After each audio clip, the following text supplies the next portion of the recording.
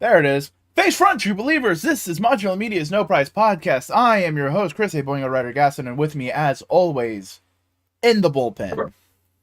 Representing the no longer sick competition, the Vacuum Eater is here. You're still a little sick. You're sick and twisted. You're nasty. You're wicked, bro.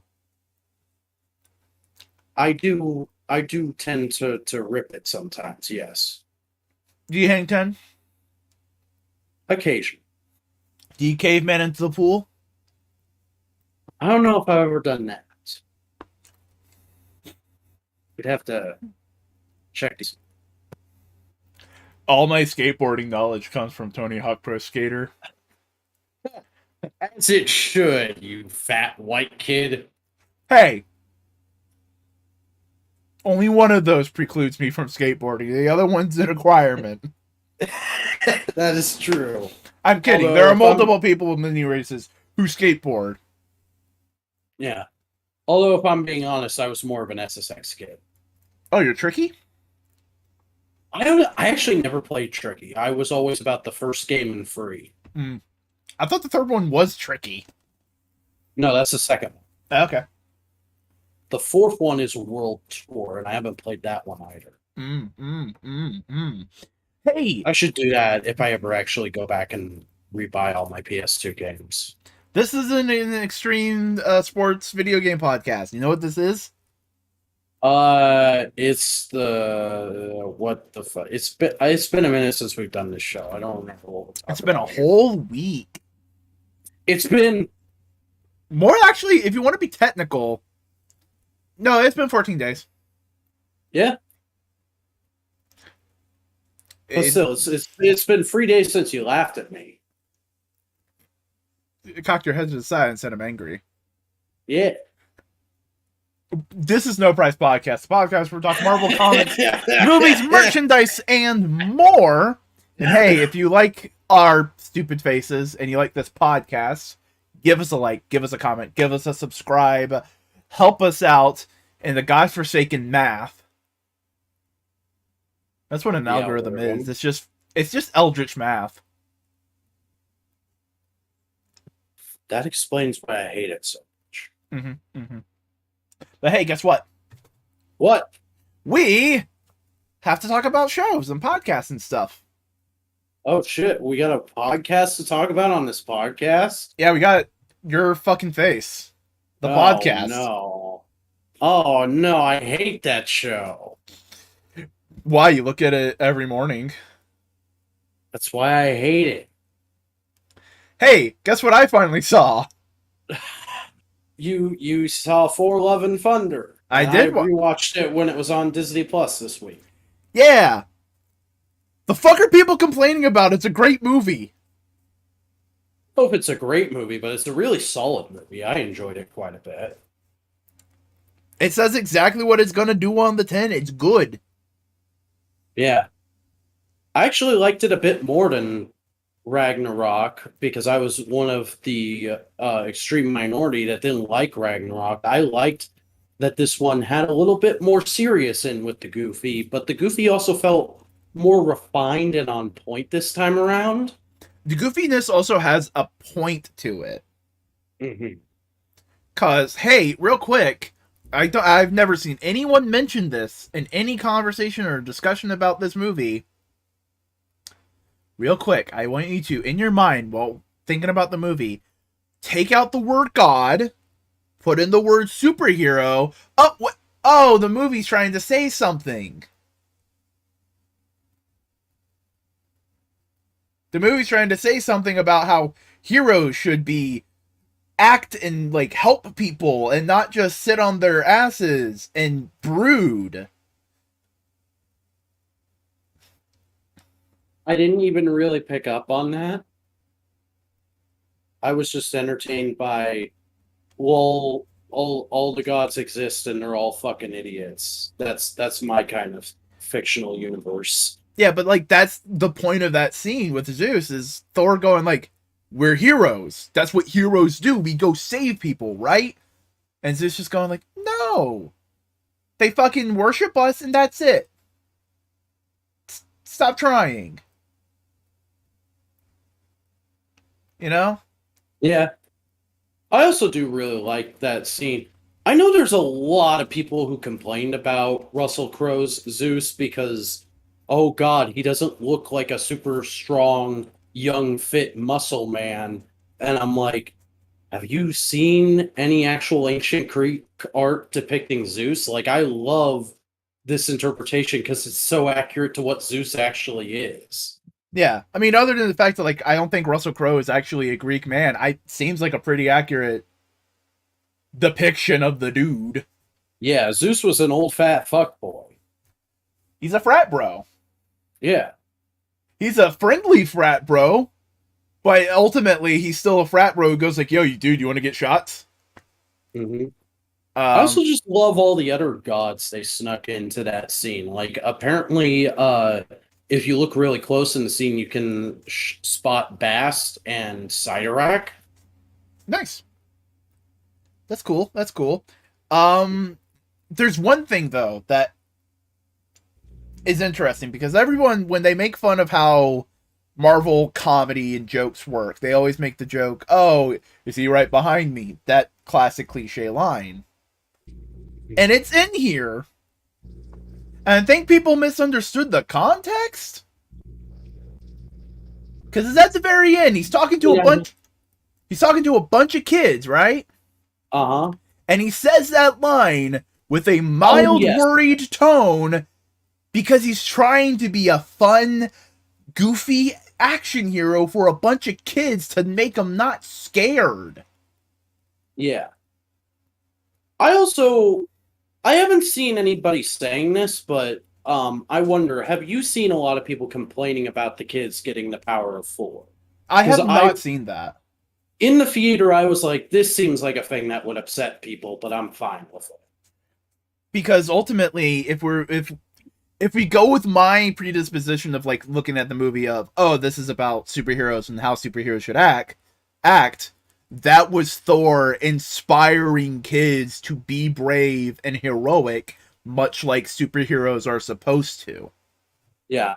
I also like how it shows he has learned a little something from this adventure, because when he pauses and goes for a limited time only, he's thinking, I don't want another Jane situation. I don't want people putting themselves in danger. Yeah. Yet at the very end, he has a daughter. Mm-hmm. Which is cute. I saw a lot of people upset about that, actually. I saw a lot of people going like, why, for the love of God, would you saddle this big action character with a kid? And I'm like, because the whole point of the movie is Thor needs to grow as a person. The whole point of the movie is also just like, Thor needs to grow as a person, but he also... He wants and needs responsibility, but being the king is like not the right kind of responsibility for him. Yeah, it's too much. It's on a macro level. Thor's more of a one-on-one kind of guy. That's why he's great at being a superhero, because I can solve the problem. I can solve it with my hands, while socioeconomic issues is like, what does Thor have to say about tax code? Yeah. Valkyrie! I can see Valkyrie having opinions and discussions about tax code. So that being said, there's clearly a whole subplot with Valkyrie that was cut out. Yeah. You could definitely tell when they first introduced New Asgard, because the whole... does not look happy. Yeah, no, the whole point of that scene is to show, oh, hey, look, New Asgard's being taken over by greed and trying to stay afloat with tourism. Who punches his way through his problems, not talking... Yeah, but, like, that's the point of this movie, is, like, saying, like, Thor needs to, like, grow as a person, but the end game for this version of Thor isn't King of Asgard. It's taking responsibility, keeping someone safe, and trusting them enough to be able to do their own thing. Because he wasn't able to do that in his relationship with Jane, and I really like how the movie showed that as well. I saw a lot of people who were upset about how much they added into that relationship, and they're like, I don't know where all this takes place. And I'm like, clearly it takes place like between Avengers 2012 and Dark World. it takes place It takes place between Dark World and Age of Ultron. Yeah. Also, it's a Marvel story. It takes place over there. Yeah. And a vague idea. Guys, people who don't read Marvel comics, here's a few things, just real quick. Whenever people don't like something, your first thing to go to is, this is how the comics work. No, this is how they're expecting you to watch it. You know? Yeah.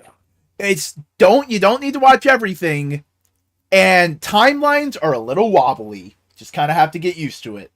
Yeah, and I mean, everything they show in here, while it's not from another movie, it does work to service this movie's plot, so I didn't mind it so much. Mm-hmm. I liked actually getting to see how Thor and Jane's relationship played out, because so much of it was off-screen in the original run of that relationship, I guess. And when it was on screen, it felt pretty bland. It felt very much like a, oh god, you're hot, let's bang kind of relationship. Where the flashback showed they had chemistry. They actually liked each other. Yeah. And now that I think about it, like, oh wow, they were actually just making fun of that with that one episode of What If, weren't they? Yeah. It's pretty good. Gore the God Butcher. I loved him. I feel like this is one of the best performances I've ever seen Christian Bale give. This makes me want to see Christian Bale as the Joker. Yes.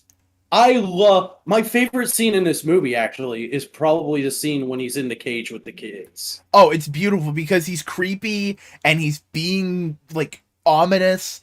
And he's having the time of his life because he's like, I'm teaching these kids a valuable lesson. That's his mindset. Yeah. And, like, also, for a villain, he's weirdly, like, the best representation of atheists I've ever seen on screen. At least at the end, he also recognizes, like, yeah, I went too far. You know? Yeah. Like, he has that whole arc of realizing that his god is bullshit and going, oh, you're no god, fuck you, I'm gonna kill you and renounce you, and then I'm gonna go after all religion, and oh wait, maybe that's a little outside my jurisdiction. Maybe I went a little far here. That every atheist has when they first become an atheist. Yeah. But also recognizing that, ultimately, if we want to go with that reading, that people of faith are not evil.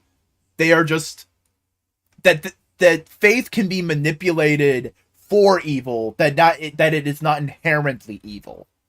Yeah. Because and I've often said this to people who are religious who don't understand why I'm not. To me, comic books and tokusatsu and other kinds of genre fiction are no different than religion. They're media that I enjoy and helps me to understand and process how I feel about the world and what I think is right and wrong. They're morality tales. A religious text is just that, but in book form, and you study it every Sunday on a strict schedule. Like, religion is no different than enjoying a book series to me. Yeah. And I know that sounds very blasphemous to some people, but that's just how I feel. The only difference between religion and fiction is fiction acknowledges that it's not real. And that's fair enough. The goats were fun. I enjoyed their inclusion. I loved the goats. They were hilarious from the first time they were on screen. And I love how the movie was actually kind of willing to acknowledge they could get annoying. Because, like, the second time you see them, Korg is like, they sure do scream a lot. I also liked how their screams sound so fucking human. Yeah. This is hilarious. I do wish they got named at one point, though, because they're clearly supposed to be Tooth Gnasher and Tooth Collector. Any type of fiction religion is not as value that people can take from. Goats were great. Yeah. I think that's what Vac was trying to get at. Yeah. That any kind of text can be taken from and understood. It's just an acknowledgement of one and the other, and the fervent, and the all that stuff. I like the Guardians.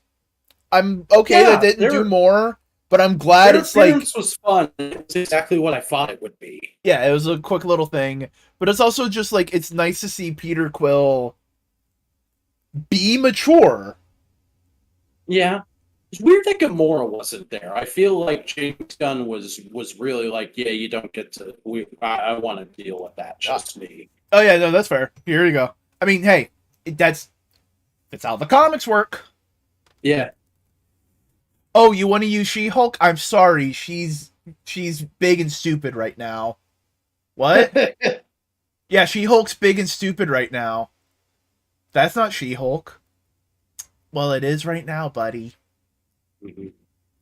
How did you feel about Korg and his fake out death? That's fine. It's a goofy comic book. It's fine. Mm-hmm. I also feel like this might be the last time we see him because they did a lot with him in this film, and they seem to kind of like give him this big revisionist sort of backstory send off future thing where like in Ragnarok it's implied that his species has two genders, and then in this movie they're very clearly like, no, they reproduce asexually and there's one gender. Or no, it takes two of them to reproduce, but there's just one gender. So it seems like they're kind of trying to make him into a gay icon, but I don't have a real problem with that. I just thought it was a little weird and out of nowhere. I don't think it's out of nowhere. It's fine. They're an alien. They do weird things. Mm-hmm. I don't think it's necessarily like, oh, let's make him gay. It's just more of like, you also got to think it might be a little bit like, hey, let's just fucking, why not just make him gay? Because look at Taika Waititi's other big project right now with all the pirates. That's true. I think the biggest thing that like bothered me about it is the fact that he explicitly says he has a mom in the first movie in Ragnarok. Yeah. But then somebody on Reddit pointed out like his mom could just be a trans woman, and I was like, oh, right on. Yeah, there's 1,000,001 ways to hand wave. That's, buddy, we read comics. That's a lot in life. Exactly. But you said this in this issue. Fuck off. I just wanted to bring that up because I remember that being a bigger thing when the movie actually came out. But we should also mention the silliest joke in that whole bit, though. I met a great man named Dwayne. Yeah. Who's a rock. So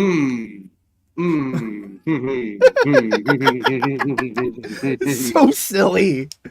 Like, I have a feeling Taika Waititi just made that whole thing so he can make a Dwayne The Rock Johnson joke. And just giggling to himself the entire time. But I do feel there is an elephant in the room we haven't talked about yet, which is Jane herself and how they handled the adaptation of the whole thing. I don't think... It doesn't have the gravitas that it does in the comics. But it does take itself seriously at the end. Because ultimately... at the beginning, I really liked when we first cut to her, and all of a sudden the movie just got really somber. Yeah.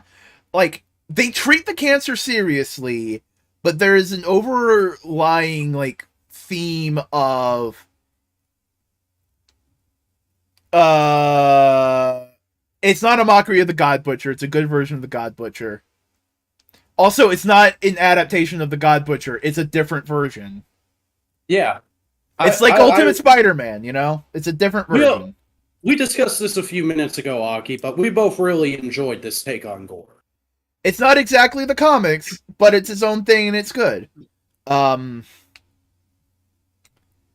They take the cancer seriously. But there is an overarching atmosphere that the reason it is so serious is because she is a good person and wants to be Thor and help people. Mm-hmm. That if she just took a step back, she could like take her time and heal and do all that stuff. Possibly. Not for certain, but possibly. And also, She'd rather do this because it's a better way to go out. Like at the very end, when Thor sees her drop by and goes like, Jane, like, I understand, but and weirdly, it actually does kind of remind me of Walter White, where he's like, yeah, I could get cancer treatment, but I'd rather just leave a good inheritance for my family. What was I about to say? Also, real quick, because people ask this question every once in a while whenever cancer comes up in Marvel Comics, saying like, if you have Reed Richards and all this super science and all this technology and all this magic, and you can't cure cancer? No. Cancer will never be cured in the Marvel Universe. Do you want to know why? It's a little book. It's called The Death of Captain fucking Marvel. Yep. Cancer is important. Like, you don't fuck around with that in Marvel Comics. It is. You don't get rid of cancer in the comics because it would be insulting to people who have it in the real world. That, but also, that is probably one of the most important and significant deaths in Marvel Comics. Because it is cancer. Because it is so simple. Because it is something everyone has dealt with. Everyone's known someone who's had cancer. I'm speaking in broad terms, but you know what I mean. Maybe not personally, but I know who Roman Reigns is. You know who Roman... Like, legitimately, I knew a dude growing up. He had leukemia. He passed away a long, long time ago, but, like, I knew him personally. All that kind of stuff. Yeah. Marvel is a shitbag, money-grabbing, like, company, but that's one thing they treat with respect. I have... Aki in the chat, I have half my friends saying don't watch this movie, and my best friend and the two of you liking the movie and recommending it. Yeah, the movie seems to have really split people down the middle. I think it's just because we're finally getting to the weird, big, dumb Marvel comic booky tone, and that's not everyone's cup of tea. That, and I think everybody's just kind of wore out. Like, there are a lot of people who, like me, said that they were done with the MCU after Endgame, and there's nothing that can really change their mind. Although I did cave back in because I'm just a comic book guy at heart. I needed a break from the MCU. I feel like a lot of people were like, the MCU is over after Endgame, who aren't comic book people. They don't understand that this isn't the beginning, middle, and end. Guys, this is wrestling. Mm-hmm. We're just waiting for the new heel to show up. This is endless continuity. There's endless continuity. Yeah. Yeah, Kelvin tested that lost your grandpa to a couple years ago. It's a minor insult. But like that's also always the point is like you treat it with respect. You treat it with I hate to put it this way, with the honor that the people have gone through. You know? People and like there's a lot of don't watch it we're hardcore comic book fans. That's see, we've talked about this movie privately, and I feel like there's a lot of Thor fans who are just never going to be satisfied with a Thor movie because it's not fucking animated by Walt Simonson or something.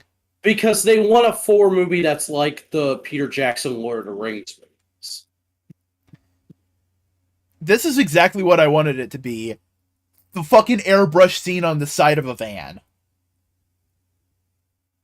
Well, that's you. And there's other comic book fans out there who prefer a much more serious tone to Thor.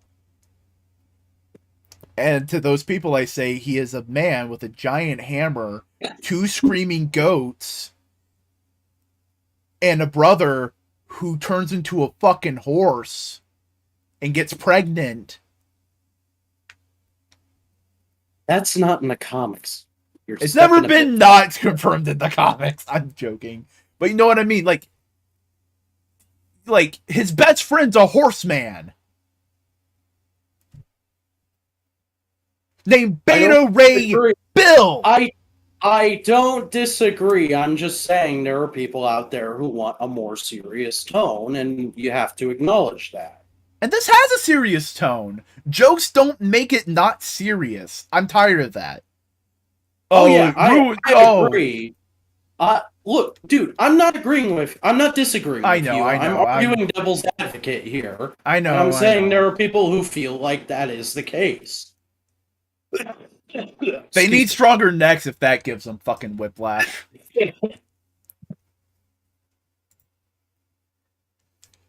Still a lingering cough. Yeah. You good, bud? Yeah, I'm good. So overall, I think both of us really enjoyed Thor Love and Thunder. Yeah. My only, really minor complaint with it is I kind of wish Hercules wasn't just an end credits stinger. It was a good end credits stinger. Oh, yeah. I wish he was in the main movie. Because, also with that end credits stinger, I just don't know where he's going to show up again because there's no new Thor movie lined up after this. Wakanda Forever? Maybe. I wouldn't even put money on that. And I also just think it's really funny that when the Legends wave got unveiled, we made a big stink about that one Thor figure being like, oh, he's going to get the Odin Force in the final battle. And no, that suit is just a 2-second joke. It's a 2-second joke. Also, I know no one likes it, but goddamn, the Thunderstrike costume.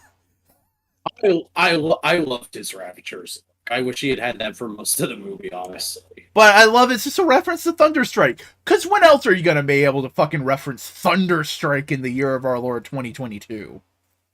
When Chris gets tired of being in these movies and then you actually put Thunderstrike in a movie. Yeah.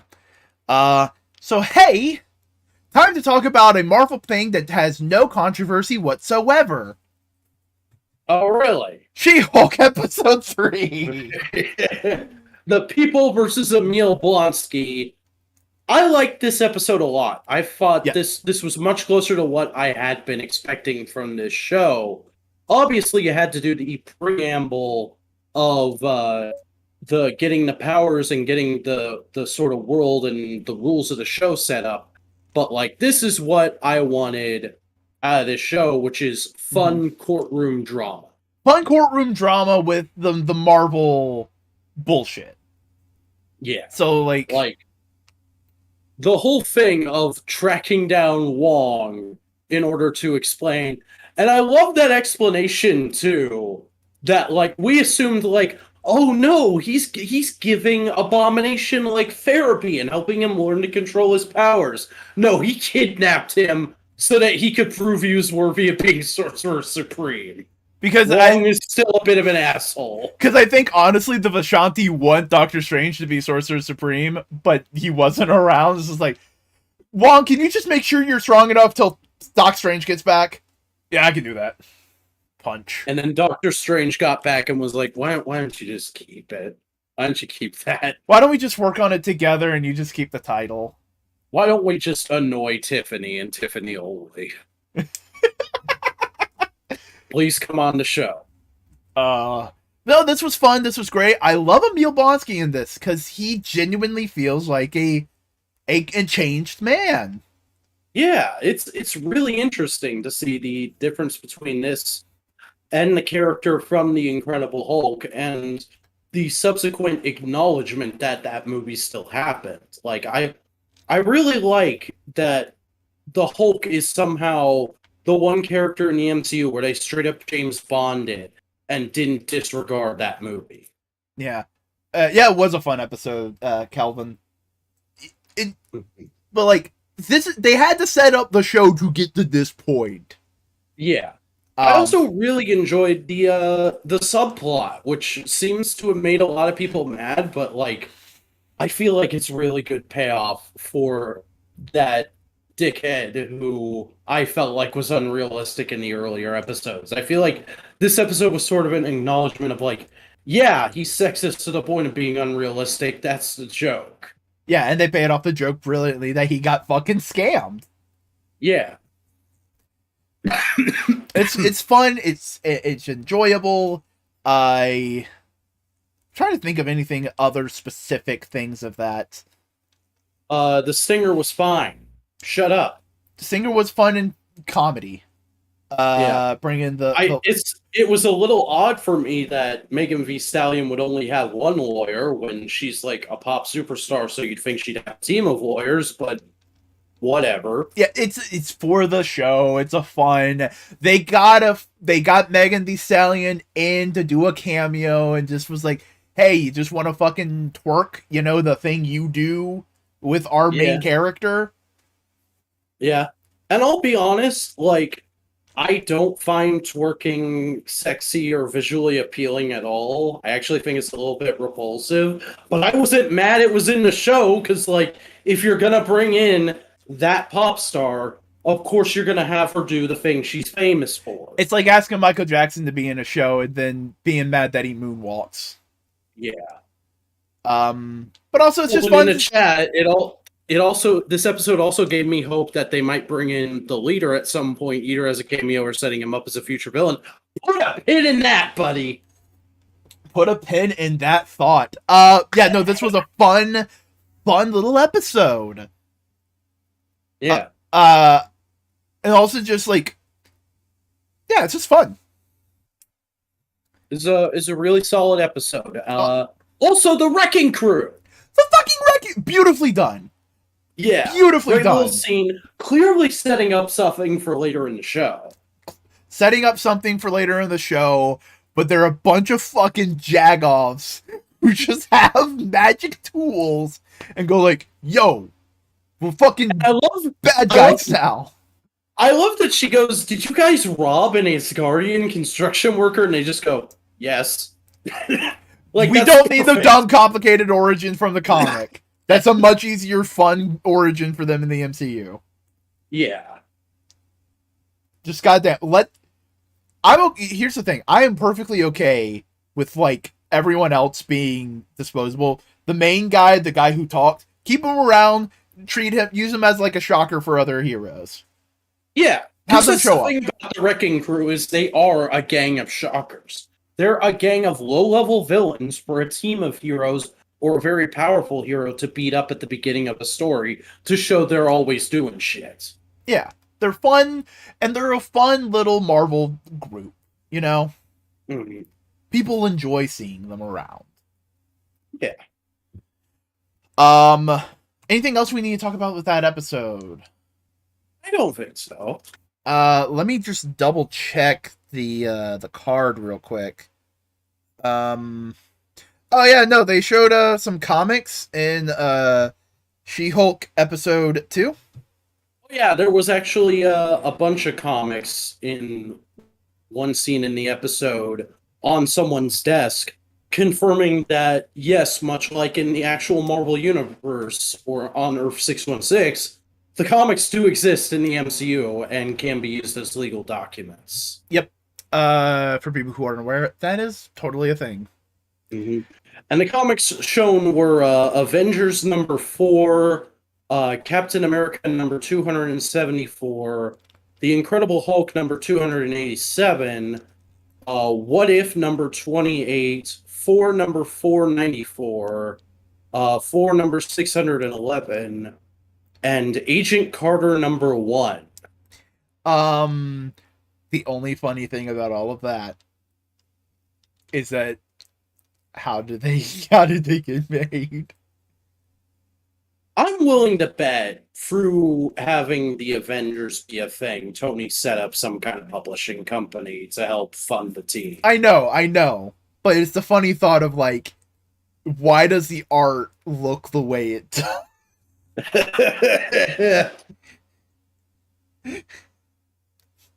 Listen, Jack Kirby's style is eternal. I know. No, it's Eternals. Ah! I made a funny.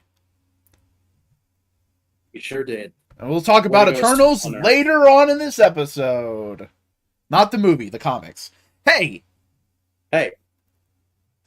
She-Hulk episode 4. This episode was fine. I didn't like it as much as the previous ones, but it was still fairly good. It's a traditional She-Hulk story with a little bit of lawyering and a lot of superheroing. Mm-hmm.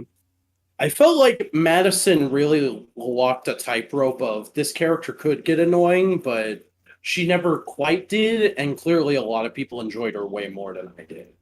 Yeah, I don't want to see her return. She's good in here. We don't need more of her. This should be. She does not need to be in Doctor Strange 3. No, she does not.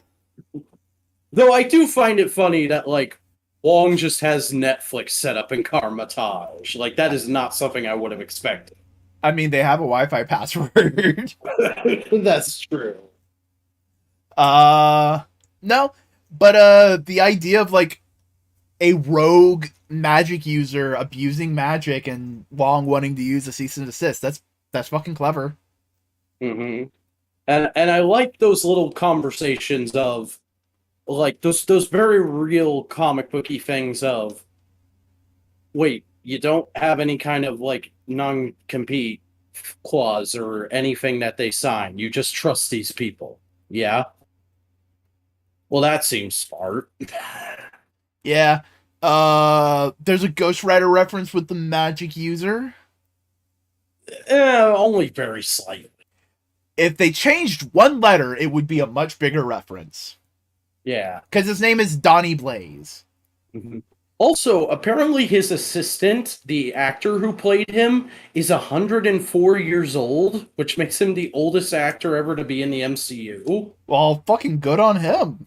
Good job, dude. He was funny. Yeah, he's pretty good. No, because if his name was Danny Blaze... Danny Ketch. Blaze. No, Danny Ketch, Johnny Blaze. Referencing the bros. Okay, but he's called Donnie Blaze. Yeah, so I know. I was assuming Johnny Blaze. Yeah, no, that's what the reference was. I was just saying if they just changed the letter, it would have been better. Okay. That is a minor critique, and it's not even a critique. It's a nitpick and saying like, oh, you could have fun joke. It is a critique only you would have. It is. It is only a critique I would fucking have. I like the Titania's coming back into play. I feel like next week is going to be a very fun episode. I like the fact that they're basically taking a Spider-Man story and giving it to She-Hulk. Yeah. How do you feel about the whole dating subplot? It is very much a subplot not written for me and you. Yeah. But it was funny nonetheless. It also just feels like a bunch of critiques of modern dating that I've been seeing in shows for like the last 10 years. Yeah.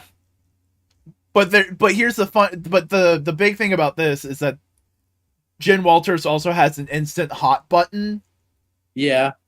That she doesn't want to use. I did actually feel for her a little though in the morning after scene. Oh yeah. Where the guy was just like, I know. Oh, you're not always that, like, this guy has never seen a picture of her not hulked out. I think it's also just partially like this guy just said all the right things to have a one night stand. He wasn't looking for a relationship. He said all the right things that he knew she wanted to hear.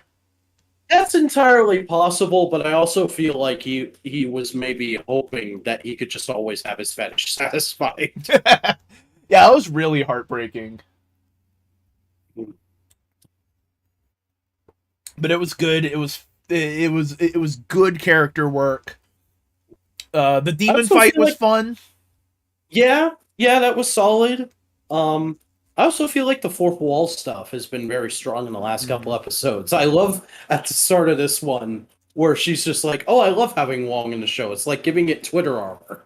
Which is also just a great critique against like all the Twitter arguments that She-Hulk's been having. Yeah. Oh, dude, I forgot to point out, I can't remember if it was episode 3 or episode 2, but there's a scene where like you see a bunch of online shit of like people commenting and making TikTok videos about like their hot takes on She-Hulk's existence. All of that is pulled from the comments section of the trailer, apparently. Yeah, that's brilliant. Yeah, I don't understand that. But like, here's the thing. If you're a smart dude and you want a relationship and you see, oh, you shrink? Cool. I guess I can be the big and the little spoon all the time. Elvin, you think that's tough? Imagine being short and being into women shorter than you. Hey, Vac, we stand a short king. Remember, hey, Vac, remember. Think of all the women Wolverine gets, and he's a short king. That's true. You just gotta be a badass with knives. Noted. I will attend ninja training. And go to Japan and learn to speak fluent Japanese. That's it. I have to become trash taste. Short kings have the biggest crowns because they need to reach the rest of us. Good lord. But hey, fun episode. It's fun couple episodes. Yeah, it's very sitcom. They're very much getting into their groove. They're understanding what they're doing. And they are setting what the precedent is for this show and for shows like this going forward. Yeah. Not everything needs to be Falcon Winter Soldier. This is a sitcom. It's not a it's not a 6-hour movie. Yep. So is it news time? I am opening up at least a couple links real quick.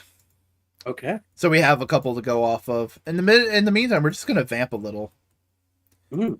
But yeah, no, Oh, I should probably talk about, like, hey, I finally got my King in Black 2 back. Yeah. Vamp about that for a second. They're fairly good. The ankles on my Null are just a smidge loose, so he's a little hard to stand.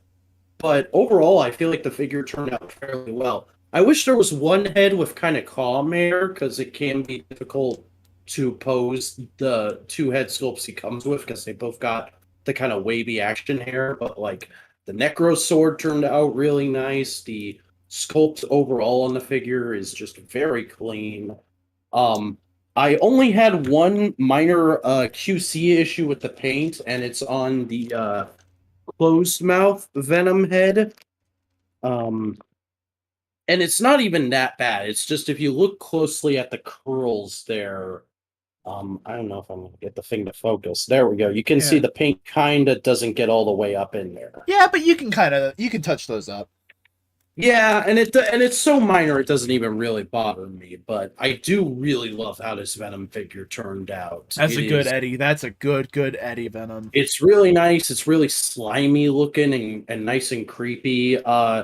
In pictures other people were doing, I thought I was going to hate the human-esque toes, but actually they kind of work, especially when you put this guy next to Absolute Carnage, because he kind of has sculpted toes. And, oh man, isn't that something?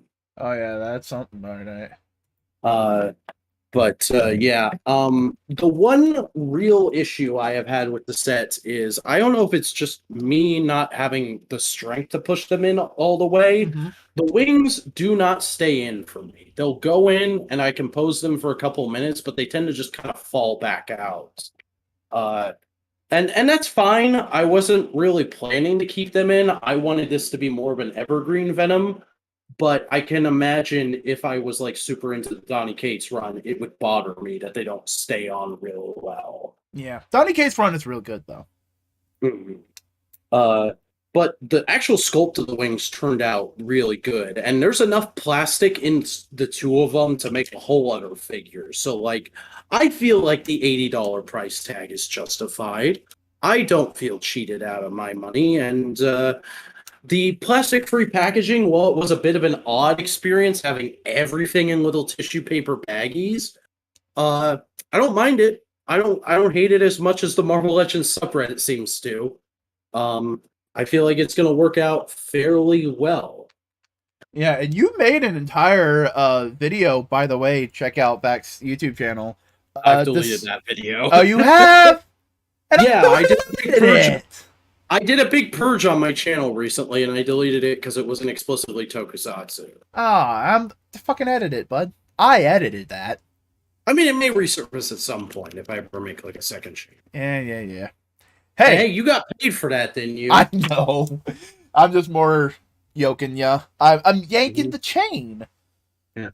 Also, because we did an episode on it, I got Book of Boba Fett as well. Hell yeah. There was a deal on him on Entertainment Earth, so I was able to get him for the price I think he should be going for. And really, really good figure. Nice. Hey, we got some news to talk about. Mm-hmm.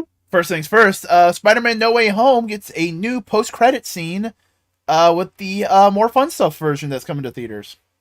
Yeah, I think it's pretty or cool came to theaters and fun that they did this, because the More Fun Stuff cut doesn't super interest me, but I do like that they played around with the format a little bit with it. And I especially appreciate that Comic Book did this post so that those of us who don't actually want to pay the money to go see it again can just know the post-credit scene is Betty doing her final news segment on the last day of school before graduation. And you see a bunch of pictures of her time at school, and Peter's been edited out of all of them. So you can see that the spell had some more wide-reaching effects. Physical ramifications. Yeah. Next, we have what's probably one of the most exciting things to come out of D23. Yeah, D23 was this weekend, and there was a lot of Marvel news, big and small, but we're just going to kind of talk about the bigger stuff. We have a trailer for Werewolf by Night, which I don't even think was officially confirmed yet. No, I don't think so. But they just went, here's a trailer. It's not a movie, it's not a series, it's a special presentation, and it's dropping in like a month. And it's a horror movie? It legit looks like a 1930s Universal horror movie, and I'm kind of excited about it because of that huge stylistic shift. I am one of the people that says, like, please let the actual movie be black and white. I want it to be full. Oh, hell yeah. You know, I understand it will probably be in color. I understand this. Please let it be black and white, Marvel. Mm-hmm. I'm not a big Werewolf by Night fan, but I recognize the significance of that book, and I'm definitely going to check this out just because it looks very interesting and very different from anything we've had in the MCU so far. Yep. I just had a realization. Even if the movie isn't in black and white, I can make my screen and monitor black and white. That's true. We can just make it... Go. Also, there's a giant-sized man thing. There's a giant-sized man thing. We also see the TVA come back. A lot of interesting little wrinkles. Yeah. It looks oh, here's a someone did a screenshot of giant-sized man thing. That's a giant-sized man thing right there. That sure is a giant-sized man thing. See, the joke is that it also could be referenced to a penis. Yes. I also love how people are now like pointing out like it's been a joke in the comic book community of like, you know, Man Thing looks a lot more like a Swamp Thing, and Swamp Thing looks a lot more like a Man Thing. Yeah. But the big difference is Man Thing has a nose. Swamp Thing doesn't have a nose. Man Thing has a trunk. Man Thing has a trunk. Man Thing's fun. Man Thing's great. Man Thing's a very dumb Marvel character, and I love him. I'm more of a Swamp Thing guy, but I appreciate it. Really, the DC guy likes Swamp Thing, and the Marvel guy likes Man Thing. Who'd have fucking thought? Yay! I mean, they're both connected to weird, giant, mystic bullshit in their universes. But let's switch gears and talk about the thing I'm really excited about out of D23. Secret Invasion? Yeah, I wasn't super interested in this as it was announced, but all the details they revealed about this sound really interesting, and the trailer looks super hype. It looks much more like my speed of MCU, because I'm always more into kind of like the action spy thriller stuff with like the Captain America movies and Falcon and Winter Soldier. So to see that Secret Invasion is very much in that vein like got my blood pumping, and I was like, oh, this is gonna be something I'm gonna be into. Yeah. I love the paranoia in the trailer. It feels very thick. Mm-hmm. I know people are a little bit concerned because it's kind of undercutting Captain Marvel to do this storyline, but like it could always just be a completely different sect of the Skrulls. Yeah, because you can see that one of the Skrulls is working with Fury. Mm-hmm. So it's like also just sorry, go ahead. So it's not like the Skrulls that we knew in that are bad now. Yeah. I also just love all the characters popping up in this. Like you have freaking what's his name? The white guy from Black Panther. Yeah, I know who you're talking about. Yeah. And Don Cheadle's Rhodey is in this, and you've got, of course, Colby Smulders back as Maria Hill, and they're bringing in new contacts of Nick Fury, like one lady who's I think is about to pop up. She's played by the same actress who's been playing the Queen Elizabeth in the last couple seasons of The Crown, which I was like, whoa, what are you doing here? But yeah, it just seems really interesting, especially because they also said Armor Wars is still happening, and this is apparently going to set up events in Armor Wars on some level. Yeah, it's going to be interesting. Hey, Calvin. Tim Blake Nelson will return as the leader in Captain America New World Order as the main bad guy. Yeah, this was super exciting to hear. I love that recently they've been in like both mining more obscure comic book stuff, but also digging back into the history of the MCU and following up on long left dangling plot threads, one of which just being the existence of the leader. It's of course a little upsetting that he's not going to actually fight the Hulk ever, but like, as far as we know, him being a Cap baddie is also super interesting. Mm-hmm. He's smart. He's green. He fits. Mm-hmm. I'm really excited to see what they do with this movie, especially because this also just feels like a huge curveball. I assumed the Power Broker was going to be the villain of the movie. Yeah. Who knows? Either way, it's very interesting. We also have Sabra confirmed for the MCU. Yeah, I know nothing about Sabra. I just figured this was big news. She's a prominent Israeli superhero. She's one of the bigger Jewish superheroes, but not big like Magneto or Kate. She's big as in like being Jewish is a big like she. You know what I mean? Yeah. She was made to be the Israeli superhero. She's shown up several times. I looked her up on Marvel Wiki, and she just looks like Monet to me. Yeah.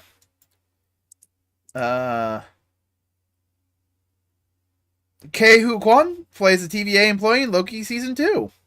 Yeah, that's pretty exciting. I'm happy to see this man getting more work now that he's come back to acting and had a really successful return in Everything Everywhere All at Once.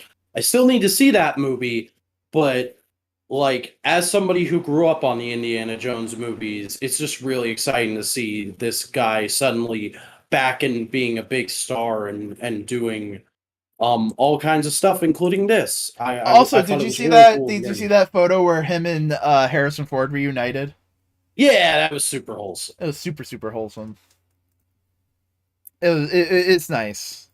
Mm-hmm. We also got a confirmation who's going to be our Thunderbolts, at least as far as we are aware, considering everything that might happen in the movie and possibilities.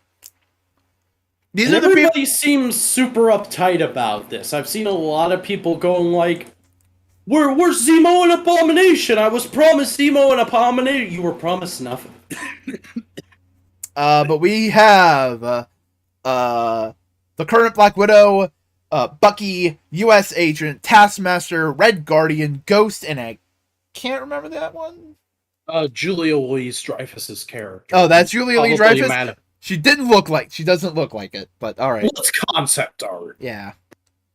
And it's her character is probably Madame Viper.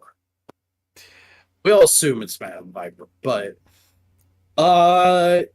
yeah, I think this lineup is pretty good. I'm excited to see how some of these characters are handled on the second go around or on like the fifth go around.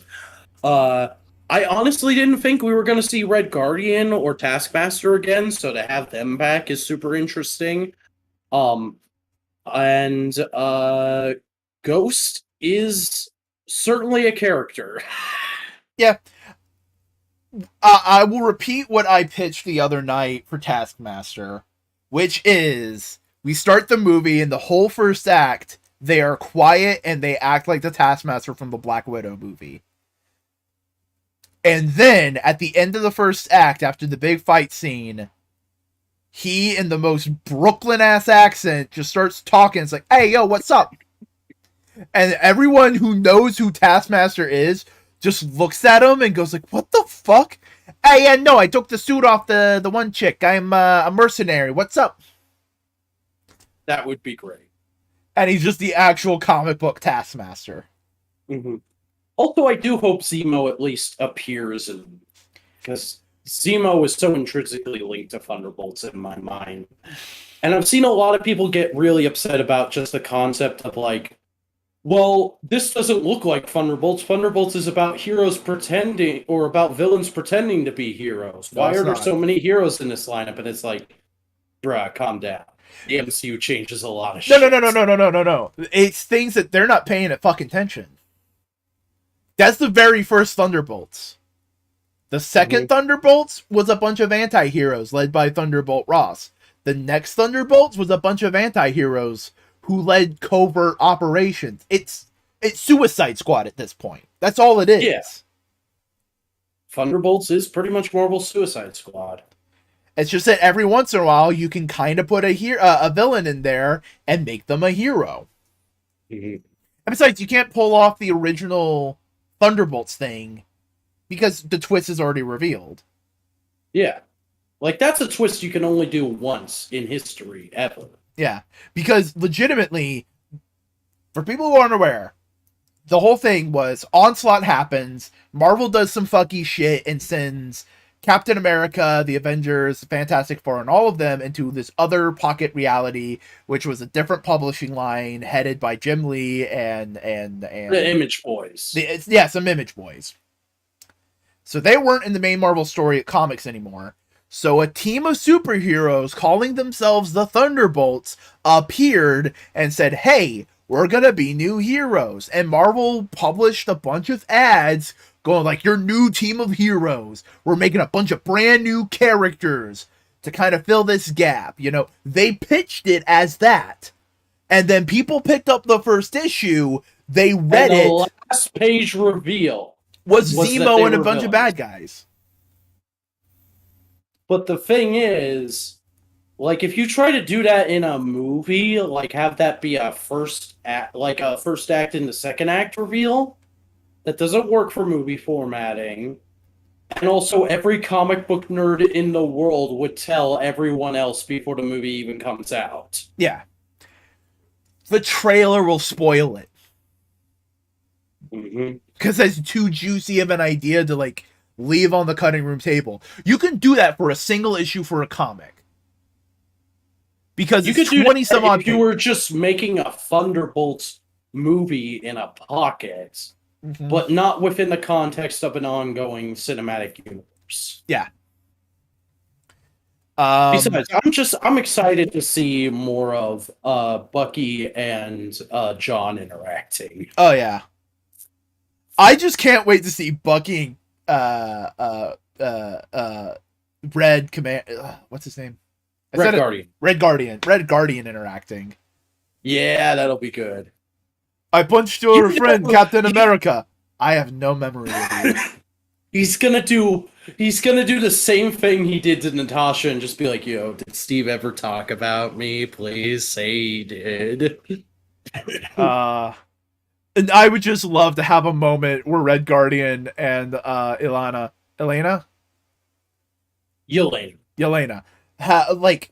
are like talking about the team and just to the side start having a conversation in Russian. And then Bucky goes like, I speak Russian too, you assholes. Why does the American speak Russian? I was the Winter Soldier. Assholes. And they get the most shocked looks on their faces. Oh. Like, oh shit, we worked with you. Yeah. I had a mask on and long hair. Oh man, that'd just be fun. Yeah. And if they do that scene, I want the ended button to be John Walker, U.S. agent, in the most American way possible. Just scream at them. What are you doing? Please speak English. And they all look at him like, dude, come on.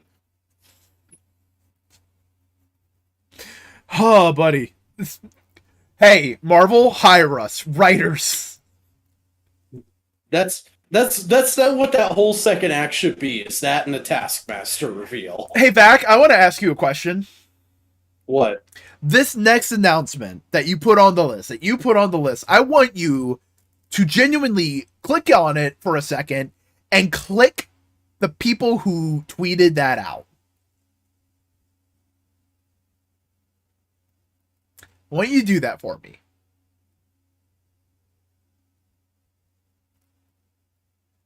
Fuck you, that was tweeted by legit sources. I had reason to believe it was real, but we'll move on. It's fine. I just think it's a little funny. But hey, we also got a trailer for Moon Girl and Devil Dino.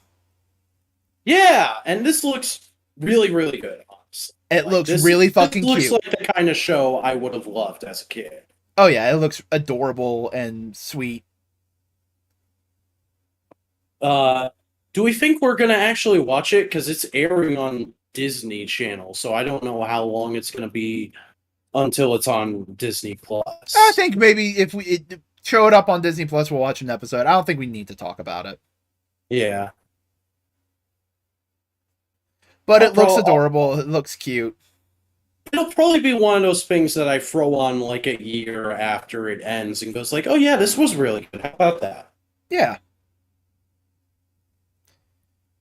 It's good. It looks cute. Yeah. Yeah. All right. Now I've opened up some more links, so we just gotta vamp some time. Hi, how you doing, buddy? I'm okay. You're okay? I'm slightly embarrassed. Why are you embarrassed? Because you just embarrassed me. Oh, I did just do that. Yeah. Well, hey, that happens sometimes, you know? It does.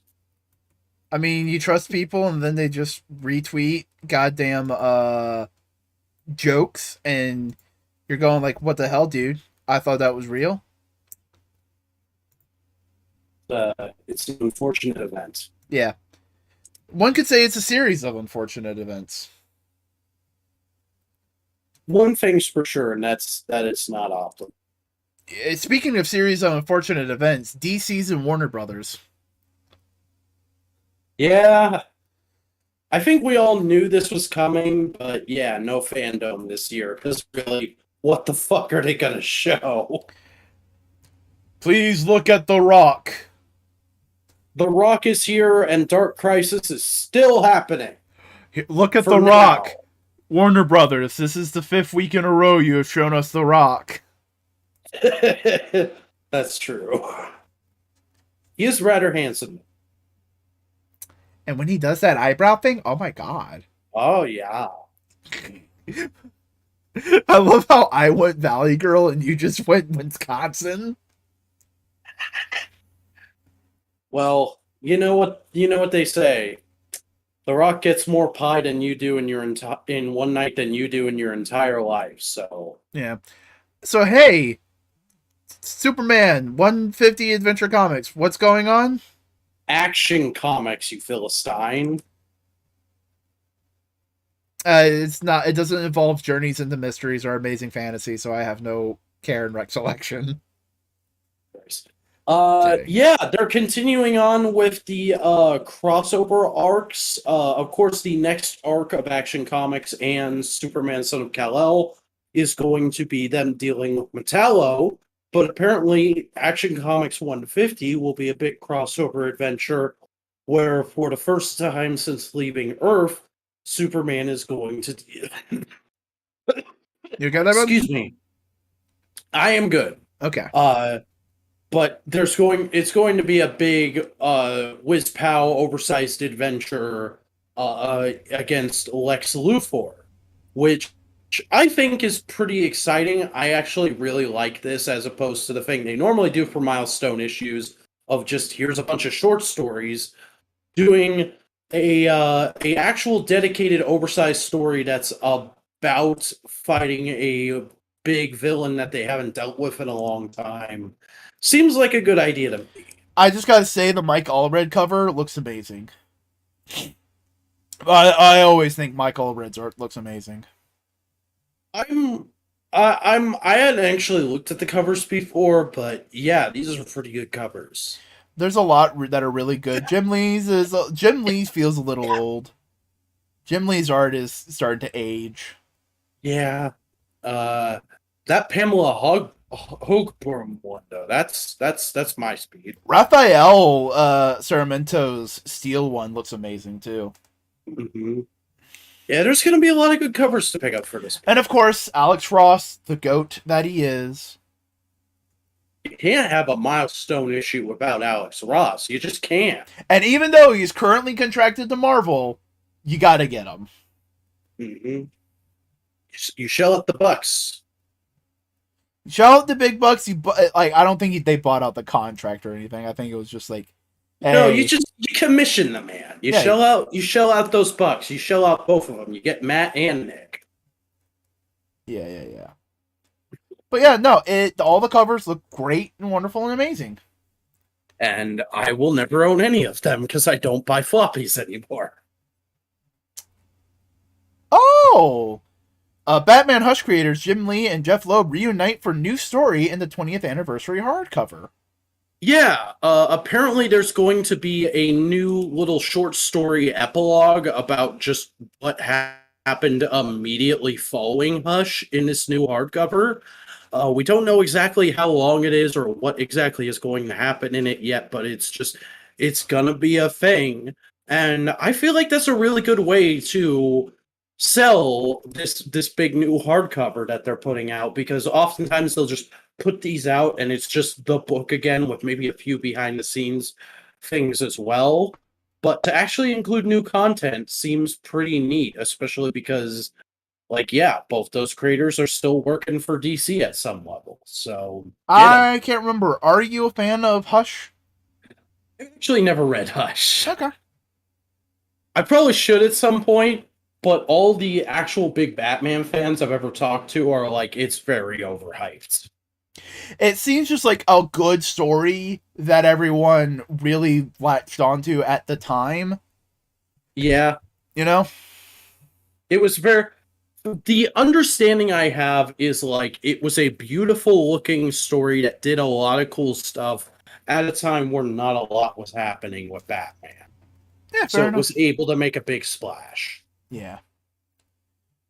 So D23 exclusive Avengers Campus Spider-Man figure Hot Toys. Yeah, I took one look at this and I was like, wait, the Avengers Campus Spider-Man is a unique look, because I thought it was just MCU Spider-Man.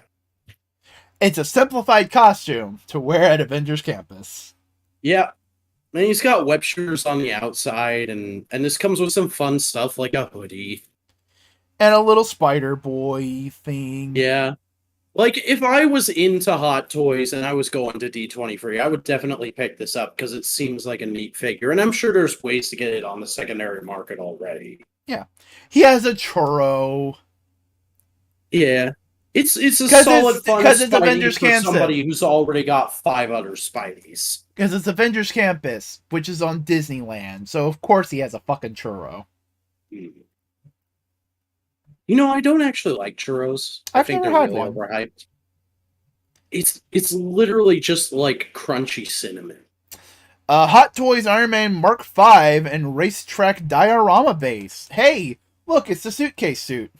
This got me fucking hyped because this is my favorite MCU Iron Man armor. So to see it getting a new figure after all these years, even though I'm not a Hot Toys guy, was like, hell yeah, let's go.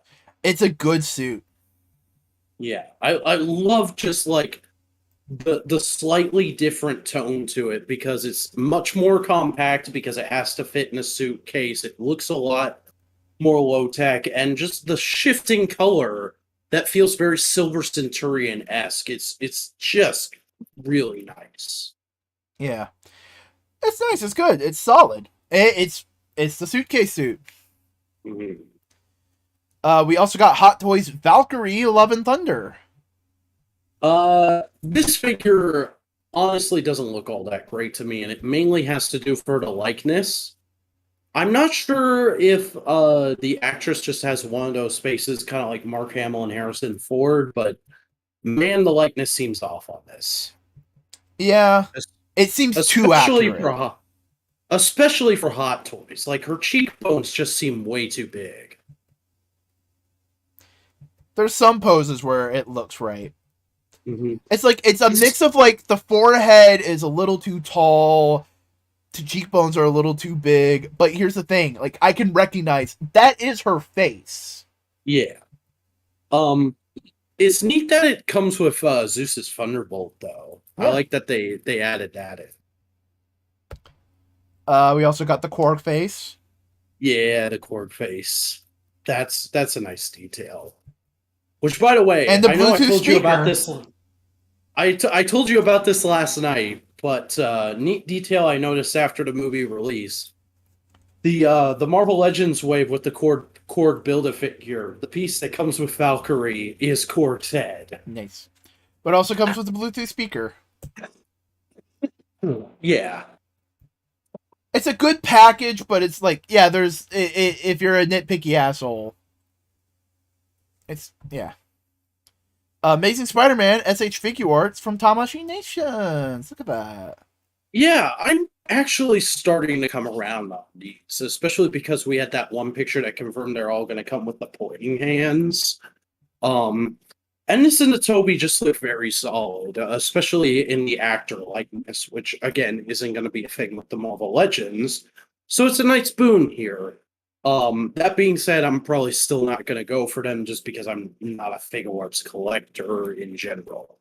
Yeah, but the texture looks nice. Yeah, I love how much texture they put into it. Clearly, they were like very committed to getting that detailing from the suit in there. The only thing I'd say is a little weird is just how panely the crotch is, but like that's to be expected. Yeah, that really bothers me and has bothered me since we first saw these things. And that's not, it's a problem, but it's not a big problem. It's also an overarching problem with figure arts in general. Like, ever since Sentai figure arts, they've had this weird thing of, like, putting way too many panels on certain parts of figures to try and make the suit look more skin tight than it actually would. Strange enough, not on my red Zioja. Yeah, it was more so a thing with the shoulders on Sentai figure arts. Yeah, I'm happy with my guy. Yeah, those ones turned out fairly well, I think. This guy's good. Really good articulation. Needed more wrinkles in the sculpt, I thought, though. Yeah. But hey, that's why we have these guys. Yeah. Big chunky boys. Boys. You can just grip with your hand and go like, huh. But yeah, no, Spider-Man looks good. Yeah. Solid Spider-Man. Spider-Man Into the Spider-Verse SV Action Miles Morales transparent version. Ooh. Yeah. I am definitely feeling wholly skippable on this because, like, I don't have any of the other SV action figures, and this is only for very specific photos. Like, I feel like only very specific collectors are gonna get this. And part of that crowd, well, actually, I think that whole crowd would be the people who already have the original SV action, because this actually comes with more accessories for the original version too. You get a couple new hands and head. Yeah. I do like the onomatopoeia stuff. Yeah, they're good. They're cute. It's a solid looking thing if you're into those figures. Yeah, if you want something that specific. And we got Marvel Legends comic gore. Yeah, this was revealed last week to be an Amazon exclusive. I don't know why they didn't put it out before the movie. I feel like that would have been the right time to do it, but maybe this was more so in response to everybody getting that movie figure going, like, this is nice, but I want a comic version. Because this is just a base body with new hands, feet, and a new head and like an overlay. Yeah. Like, we've seen this body before, I'm sure. But as is, it works fairly well. It looks very much like he does from the comics. I know it's not 100% accurate, but I wouldn't expect it to be. And, like, I feel like this also has crossover appeal. I could see Star Wars collectors getting this and using it as just, like, a random background Twi'lek. Yeah. He's good. He looks good. Mm-hmm. If you wanted him, here he is. Yeah. He looks cool.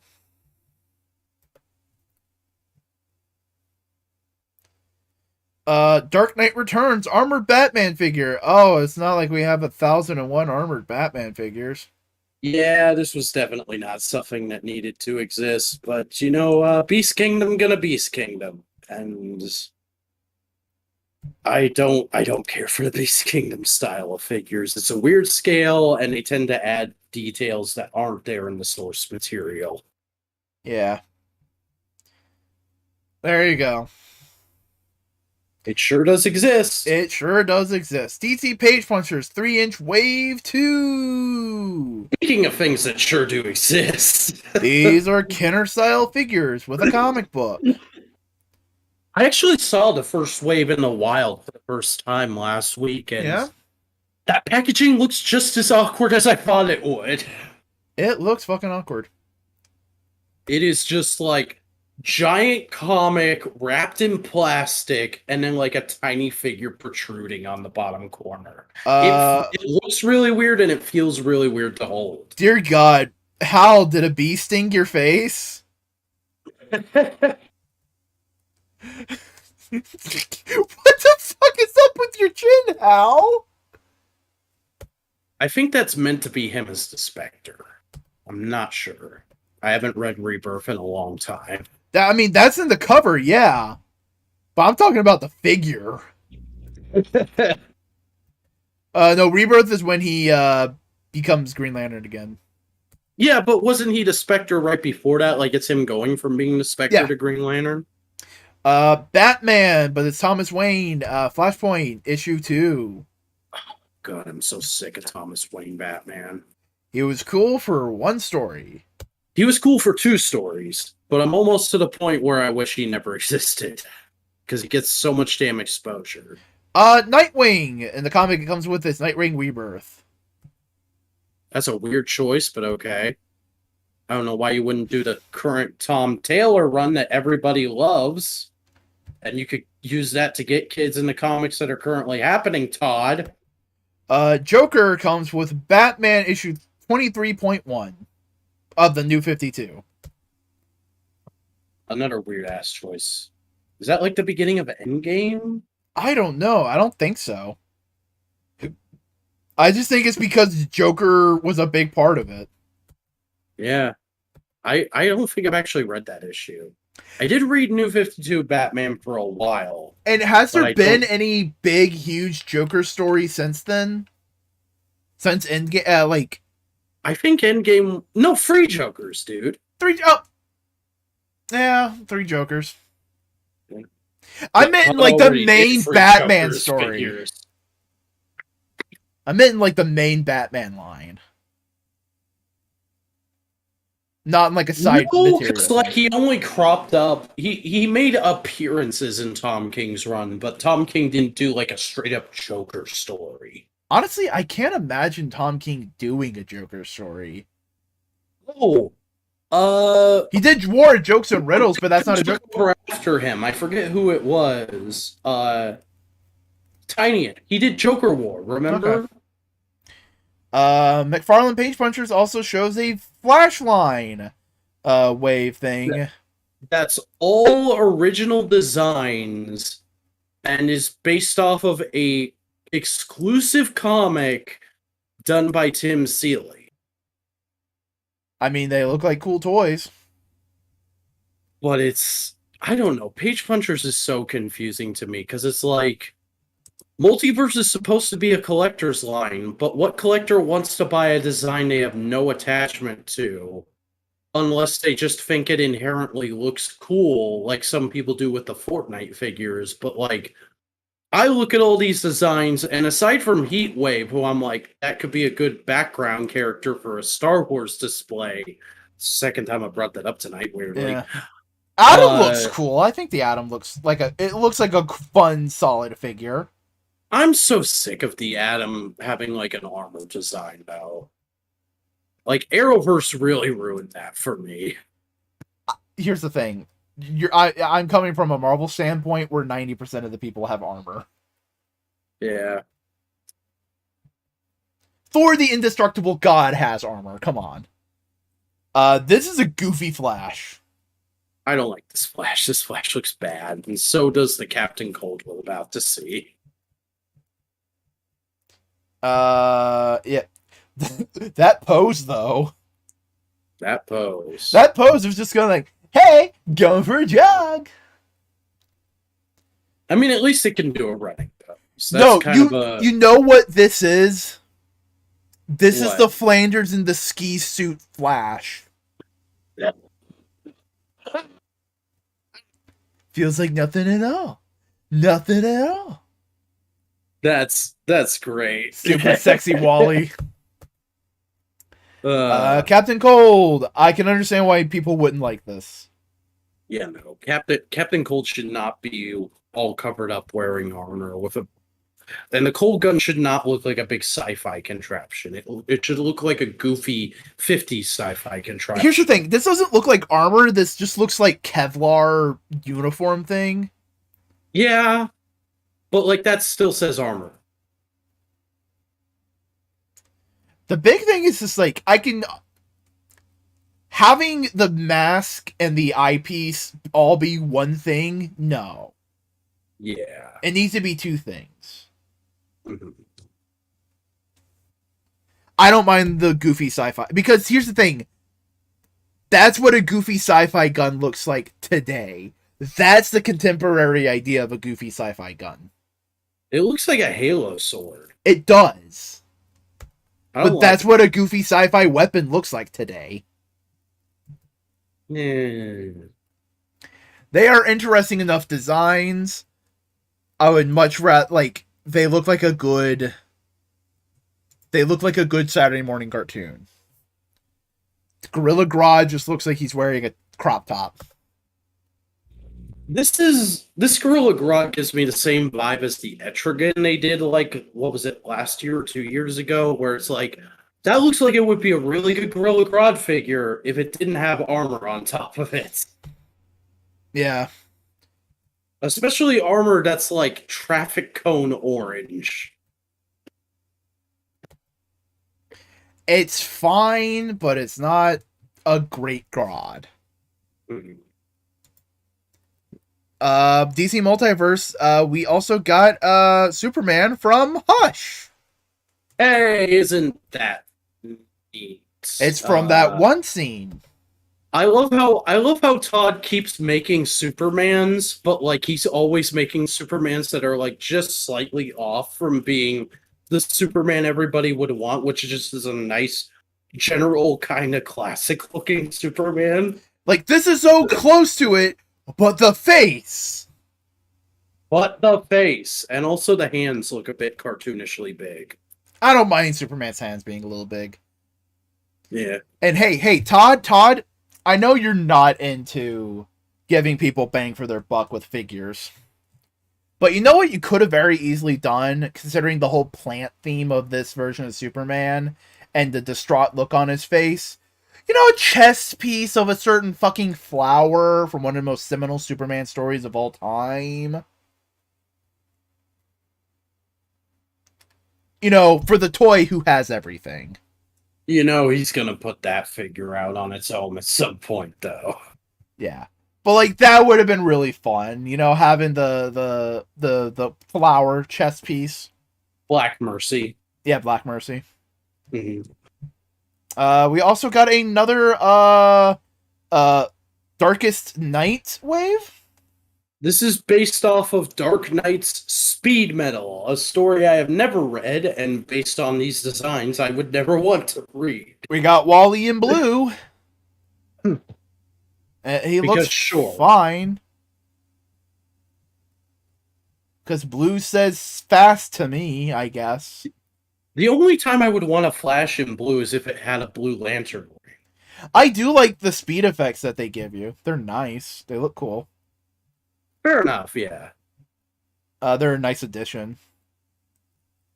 We got this Jay Garrick. This fucking Mad Max looking Jay Garrick. How do you do, fellow kids? Jay Garrick. Jay Garrick joins the metal band. Hey kids, I can play bass. What do you mean I gotta gallop?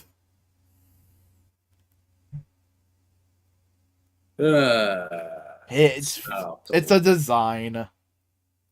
It sure is. Actually, you know what? He doesn't look like Mad Max. He looks like a Mortal Kombat character. Oh yeah, very much so. Then we have Kid Flash, Wallace West, or Ace. That's what his name is now? That's his nickname, and that's what most people call him now to avoid confusion. Okay. This is a fine, unique design for this character, but I don't like it as a suit. I feel like it's a little too busy, and the white really clashes with everything else, in my opinion. I like the red, though. The red accents are cool. I like them. Yeah. If it was black with red accents, ooh. Oh, you mean like this version of the Flash? With no sleeves? Yeah, I don't like and fucking lightning tats? This is really stupid. Lightning tattoos? Like, what the fuck? Mm-hmm. I don't know what Scott Snyder was thinking. It's sure as a look. It's Barry, all right. All that being said, though, the Build-A-Figure, which I think is a character called Speed Metal. Darkest Night. Yeah, it's a cool design. I would like that figure. Yeah, but I'm not gonna buy all these figures just to build it. I really do love Carnage. Huh. That's a Carnage right there. It just looks like Carnage with Venom colors. It's Carnage with Venom colors going dressed as Batman for Halloween. Yeah. They're certainly designs. Mm-hmm. And that's all we have for news. A lot of stuff happened in the last 2 weeks, and not all of it was great, but there's some cool stuff. At least we can always thank Todd McFarlane for giving us a good laugh for what the fuck is he thinking? At least he's putting DC figures on store shelves. I can give him that. He's doing better than Mattel was for a long time. I think the big problem is, like, yeah, he just doesn't do standard figures. I think all the other stuff would be fine if there was just like a wave every 3 months of just, here is a classic Superman, a classic Wonder Woman, a classic Plastic Man, and a classic this guy. Mm-hmm. Just like 4 classic characters. I wouldn't even say... He's really focused on current wacky designs that I don't care about, and I think a lot of toy collectors don't care about unless they're actually reading current DC. And like Marvel Legends does that. Mm-hmm. But once a year. Here's your classic version, like a couple waves later. Yeah. Or like a couple waves beforehand. I am trying to think of any like major Marvel character that doesn't have a figure. And some of them might be a little old, but a lot of them have a figure. Oh, that reminds me, actually. I should say, because it's technically news, they announced that the Marvel Legends brand panel at Hasbro PulseCon will be on the first day. And just yesterday, Dan Yoon said on Twitter that it's primarily going to be comic legends they'll be showing. Okay. And that's another thing. They distinctly go like, we try to do a bunch of comic lines and then we do an MCU line, and they try to keep it even. They try and keep it balanced. They try to keep everybody happy. Yeah. And overall, I think everyone's fine. And like, just because he said that, and because it's PulseCon, and because they've been teasing it for a while now, I'm willing to bet we're gonna see that Ghostwriter HasLab get unveiled. Yeah. But now it's time to talk about comics, and boy, do we have a lot of comics to talk about, so we'll be quick. She-Hulk, issue number 6. I read this, you didn't, because you dropped it. I dropped 2 books in the last week. I dropped She-Hulk and one other thing. I don't remember what it was, though. I just remember I saw something besides She-Hulk that I was like, you know what, I don't have to read the next issue of that. Yeah. She-Hulk was fun. Basically, Kurt Wagner comes talk to her and says, like, hey, the island, like, everybody on Krakoa has been having legal issues. Can you just be all of mutant kind's lawyer? Like, honey, that's not how it works. Oh, no, that's how it works here, because she's like, a bunch of Krakoan money? Yes, please. Oh, okay. So basically, like, she is the go-to lawyer for anybody having legal trouble on Krakoa. Krakoa just has her on retainer. Yeah, that's what her boss asked, like, do you have Krakoa hourly or retainer? Retainer.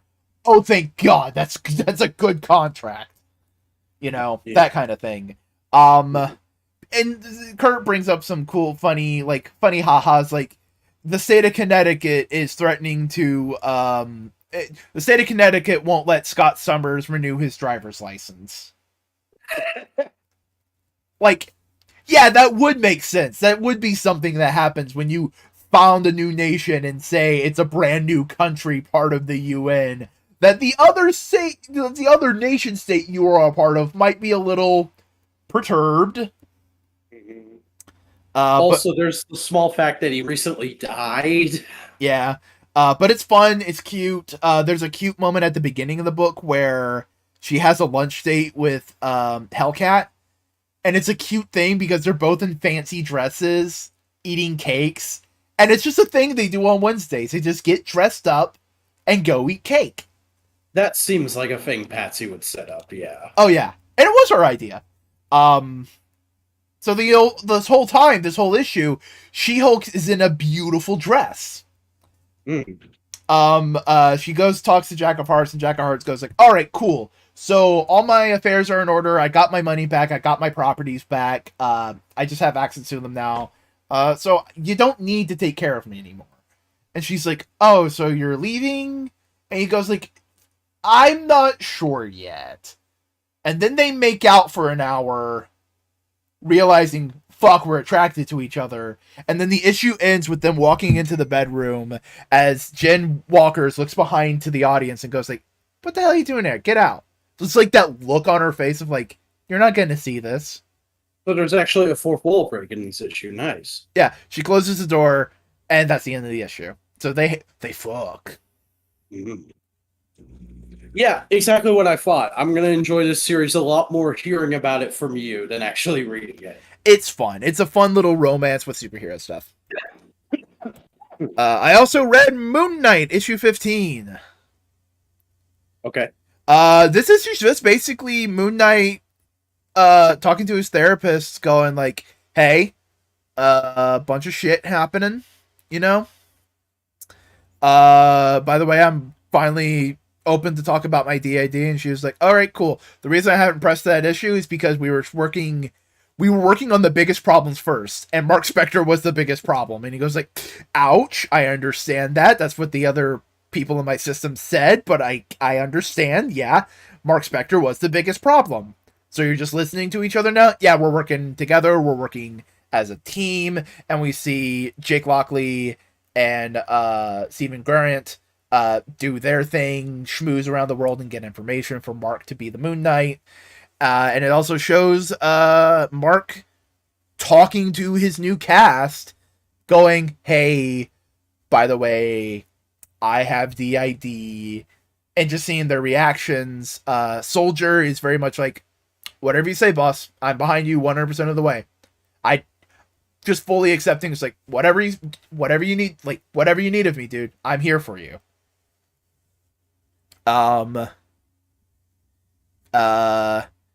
He talks to the other Fistaconchu, and he goes like, alright, cool. I don't care about your DID. Why the fuck are you doing this? Why are you trying to team up with, like, other vampires? Like, the ones you were protecting are fine, because, like, they haven't done anything wrong. But these older vampires are fucking assholes. What are you doing? Because that was a whole big plot, but that's a B plot in this whole thing. And he talks to the vampire lady and goes like, hey, I have DAD, and he explains the whole situation. She goes like, I figured because I did meet Steven once, but I'm glad you trust me with this information. And then they have an awkward moment where like, is this where we hug? And they go like, no, we're not hugging. And then a couple panels later, they hug, and it's cute. Nice. So yeah, it's Moon Knight, not necessarily accepting he has DAD, but feeling comfortable enough with himself to open up that fact about him to his castmates. Well, good for him. Yeah, and it's really good. It's really healthy. But Jake Lockley goes into Chinatown where there apparently is some vampire people doing stuff to get information. Jake Lockley runs into a person who Hay has a debt with. He gets beat up for a second, and then Mark Spector takes off the mustache and goes like, hi, my name's Mark. Glad to meet you. Ready to fight the guy who was beating up Jake. And we both read Amazing Fantasy 1000. We sure did. Although I only had time to read like the first 3 or 4 short stories. I really like the one where he's actually 60 years old. That was cute.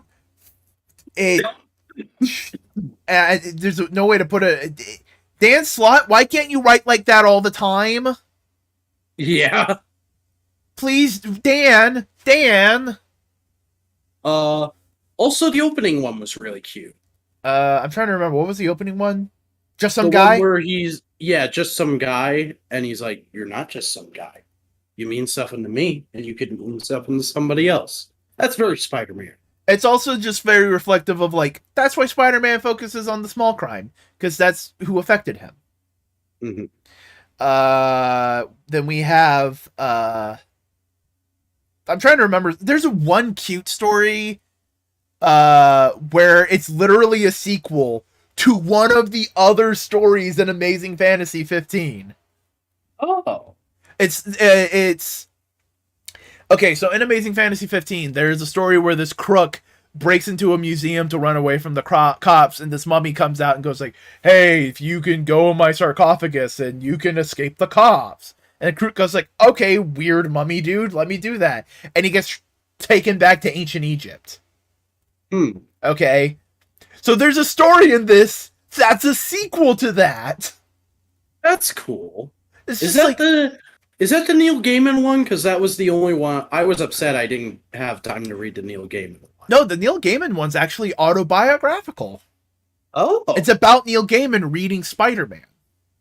Nice. Because it starts off with Neil in his hometown in England reading a black and white reprint of a Spider-Man comic, because that's how they got printed in England. Spider-Man swings from the tree that he's reading under and says like, oh, hey, you're reading my book.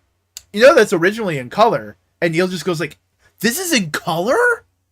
Wow, I didn't, amazed by that idea. That's a very Neil Gaiman thing to write. You know? And Spider-Man goes like, yeah, no, this place isn't really my kind of vibe, not enough buildings. Your hometown. Mm-hmm. And then Neil talks about, loving Spider-Man as a kid and all that kind of stuff, and then growing up, and at one point meeting Steve Ditko, and he's in Steve Ditko's studio, and... Yeah, it's in that Steve Ditko documentary we watched. Yeah. It was because of that. That's why he was in the studio. Yeah. I'm just saying. So, in the story version of Neil Gaiman's life, he sees Spider-Man sitting on the couch. So he goes to talk to Spider-Man and goes like, hey, you probably don't remember me. I met you as a kid. And Spider-Man's like standoffish, just like, yeah, whatever, kid. Whatever, dude. You know, like a celebrity would be.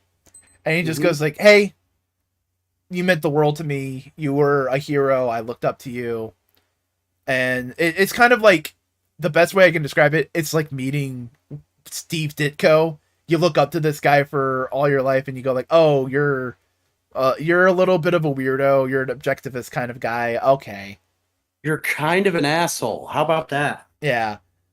And Neil Gaiman just says like, hey, there's this one Spider-Man toy as a kid.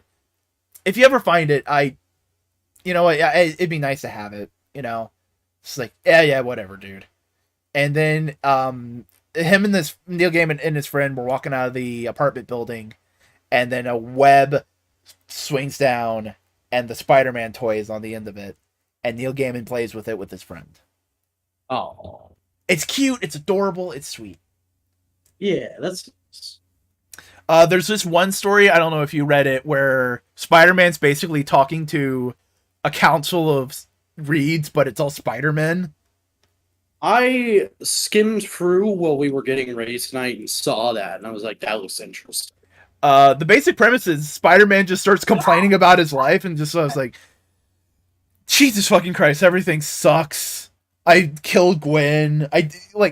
He goes through the Spider-Man list, you know, and then the other Spider-Men go like, what are we supposed to do about this? And Peter goes like, I don't know, coping mechanisms, a shoulder to cry on, advice, and then the three Spider-Mans he's talking to just look at each other and goes like, this guy just got 2 Nobel Prizes. This dude over here just had his 3rd kid. We have our shit together, man. And he goes like, no, being Spider-Man's a fucking pain in the ass. You can't tell me that I'm the one who has a sucky life and everyone else has their shit put together. And then they go like, every Spider-Man here who has their shit together, raise your hand. And they all raise their hand. And he goes like, you're all fucking with me. And they all start laughing. And he goes like, yeah, we are fucking with you.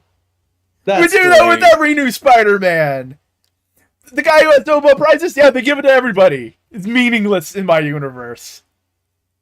The guy who has 3 kids, I don't even know if they're mine. He's got those kids Mary Jane is currently saddled with in the main universe. And then they just go like, dude, here's the thing. Yeah, being Spider-Man sucks sometimes. But you're Peter Parker. You're a good man. And you know what? With great power comes great responsibility. Hey. You know, it's that kind of thing. It's a lot of things that are about thematic ideals of Spider-Man. It's good. Nice. It's fun, solid Spider-Man stories. Yeah, it's a fairly good celebration of the 60 years. Yep. Captain America, Sentinel of Liberty. This issue is great. This issue's fucking good. I love this book so much right now, man. The first scene where where Steve is going to Bucky going like, hey, here's this big grand conspiracy, and Bucky just breaks down and goes like, Cap, I'm part of it. I don't want to be, but I'm part of it. Yeah. And Cap just immediately goes like, hey, buddy, I forgive you. We're friends. It's okay. And then asking all of New York, what does the shield mean to you? Mm-hmm. And then we have the based socialist in the bar. Mm-hmm. And freaking Pronouns Girl was great in this issue, too. Oh, yeah. Basically pointing out, like, yeah, no, your shield represents a lot of shit, but, like, it represents good, so, like... And she's not, we call her Pronouns Girl because of the blue hair. She hasn't shown any of those, like, tropes. No, it's just because she looks like that. But socialist guy, fucking base, he's cool. He's rad. Yeah. Like, and then the fight was really well drawn too. The fight was well drawn, And I love Steve's talk with the robot, which is basically, you followed me all day, and you could have attacked me at any of these points, but you didn't, because you didn't want innocent people being hurt. Mm-hmm.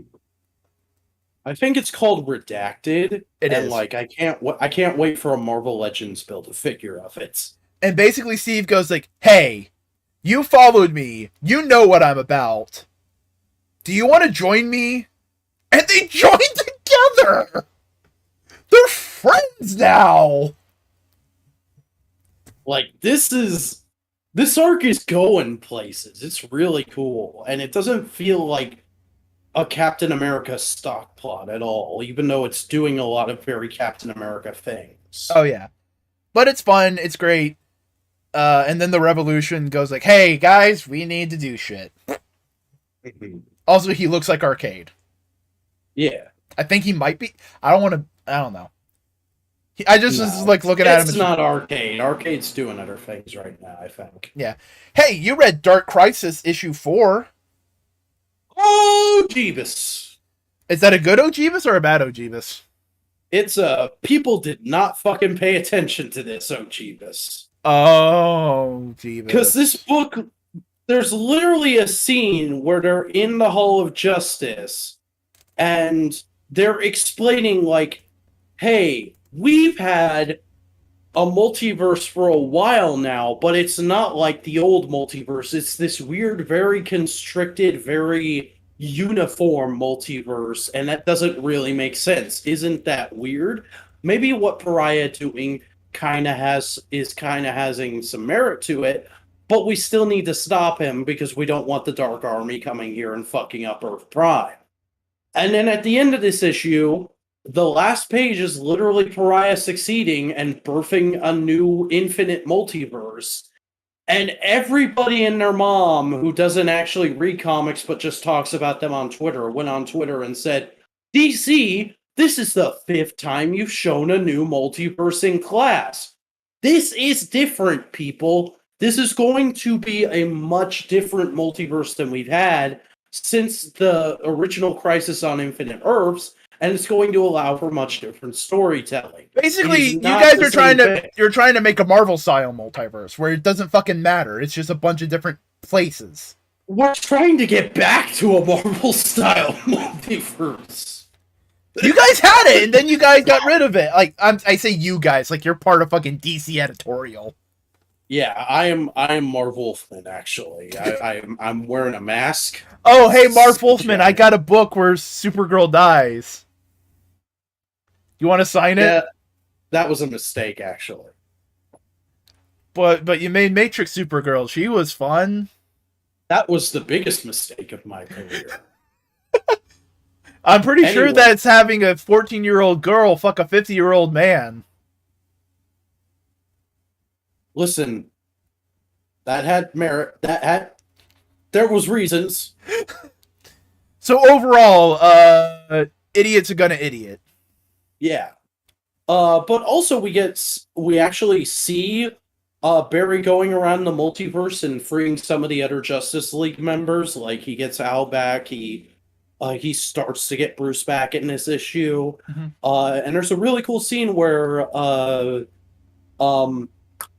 what's his name? Alan Scott takes the free new heroes that they're kind of pushing down to meet the sort of magical underworld DC, and we get a cool scene where 2 different versions of Swamp Thing are telling Jonathan Kent about Alexander Luthor and Pariah and all the characters for the original Crisis on Infinite Earths. Is it like traditional Swamp Thing and like Alan Moore Swamp Thing? I think that's kind of what it's meant to be, because, like, look at that. It's like one of them has a beard, one of them doesn't. Yeah. Yeah, exactly. I don't mind the beard. I understand that it's a little like, oh, that just looks like Alan Moore. Mm-hmm. But and the fight between Deathstroke and Lex Luthor is fairly neat, and I like how it leads into the big end reveal where because we did talk about it a little bit, I will go ahead and show. There's the new multiverse being born. Nice. Classic DC visual of the hand making an Earth. So yeah, I really dug this issue. Dark Crisis is plodding along pretty well, in my opinion. There's been a few little hiccups here and there, but I'm still mostly on board with it. I can, like, from just the sound of it, it just sounds like ever since Rebirth, there is a group of people just going like, we just need to get the post-crisis, and there's another group of people going, we need to get the pre-crisis. In terms of, like, status quo. I mean, there is also the fact that Jeff Johns is doing an event of his own off in a little corner right now that's contradicting this and a bunch of other stuff they've done since he left. I'm not reading Flashpoint Beyond, but it sounds buck wild. In a good way or a bad way? In a, Jeff, what are you doing kind of way. Fair enough. But yeah, it just ever since Rebirth, it just feels like we're just trying to figure out what time period DC was good and get back to that. Yeah. Which to me is a mix of pre-crisis and post-crisis sensibilities, and just tell good stories. The real answer is DC is good now if you just make good books. Yeah. The Marvel method, so to speak. Unless you're fucking Joe Quesada and you make one more day. Quesada! Quesada. Hey, guess what? I read Knights of X, issue 5. How was that? It was fun. It's basically the cap off of this big fantasy adventure. They do all the things they need to do, blah blah blah. They save the castle. They do all the things. Will this book acknowledge the Queen's staff? No. Are you sure? It didn't. I mean, like, will it in the next couple of It won't, because it's done. It's over. Oh, the book is over now. The book is over now. Oh, shit. I didn't realize that. Did it get canceled, or was this like a natural conclusion? It feels like a semi-natural conclusion, but it also feels like it's the end of an arc, and it could have gone more. There's places we'll to see go. These characters again. Yes, because they're put in positions where they can do more things. Can they get back to the real world? Yes, that's okay. They do the things, they do the magic. They realize that in order to solve the magic, they gotta find Gambit because they need all the heroes. And they that's right, Gambit died. And they go like, but Gambit died. And they go like, well, kinda, sorta. I mean, if you try hard enough, you can find your Gambit. So they go through this big thing to find Gambit, and he shows up, but he's a herald of apocalypse with being death, like he was in like an old story. And he goes like, yeah, I'm Gambit, but like fucking, I'm the worst parts of Gambit, fuck. And then they all fight him. And then like they're able to like open up a gate to Krakoa, and the person who like finally like beats him down is Rogue, and he goes like, you can't be here. What the fuck is happening? And he says, no, we're here. We're the cavalry. We're here to stop all the war and the fight. And there's this big fucking two-place splash battle. And you see a bunch of people helping out. And then we cut to after the battle. Like, the fight wasn't important. It was just to get the situation under control. Yay. And then Betty just walks up to, like, the three people who fucking caused all this shit. The magic... Saturnine, Roma, and Merlin, and goes like, Saturnine, fuck you. You try to control me with the fucking Sword of 10. Roma, fuck you, because you just did shit in order to get, like, me on your good side so I could get Gambit back. Like, sure, you're the least worst of the three of these people, but, like, you still tried to manipulate me. Fuck you. And Merlin, triple fuck you, because you tried to commit genocide. She literally just goes, fuck you, you're cool, I'm out. Yeah, and the I'm out is, let me chop off your head, Merlin. Oh! No, she basically goes like, you're Merlin, you'll come back. But, like, you tried to kill mutants, and that's a dick move. So, Fair enough. So basically, Betty is now the head of the Captain Britain Corps in full. Otherworld is Betsy. Betsy's now in control. Captain Britain Corps, all that kind of stuff. The pathway to Otherworld is open, and it's safer. It's not completely safe, but like there is a way that they can find the original version of you if they are fast enough. You know, they got to be quick. It's not like. And they probably won't acknowledge any of this until after Judgment Day is done. Yes. And her and Hope are together. No, Hope? No, not Hope. Not Hope. Rachel. It's a Summers. It's one of the Summers girls. Yeah. Rachel. But her and Rachel are together, and it's cute. Good for them. Yeah. We need both of them in Marvel Legends already. I also read Iron Fist issue 5. Okay. This issue is a big fat lie. It's clickbait. Loki shows up for like one page. At the very end. And he doesn't even interact with Iron Fist whatsoever.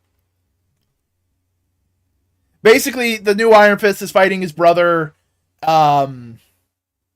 And he's going like, ha, you're a piece of shit, bro. They do a whole big fight, and he goes like, hey, I was chosen by the sword and the dragon. I'm fucking believe in myself. And he summons the shards of the sword that's embedded in his arm out and forms like a blade on his hand. And so he's fighting with like kung fu sword stuff.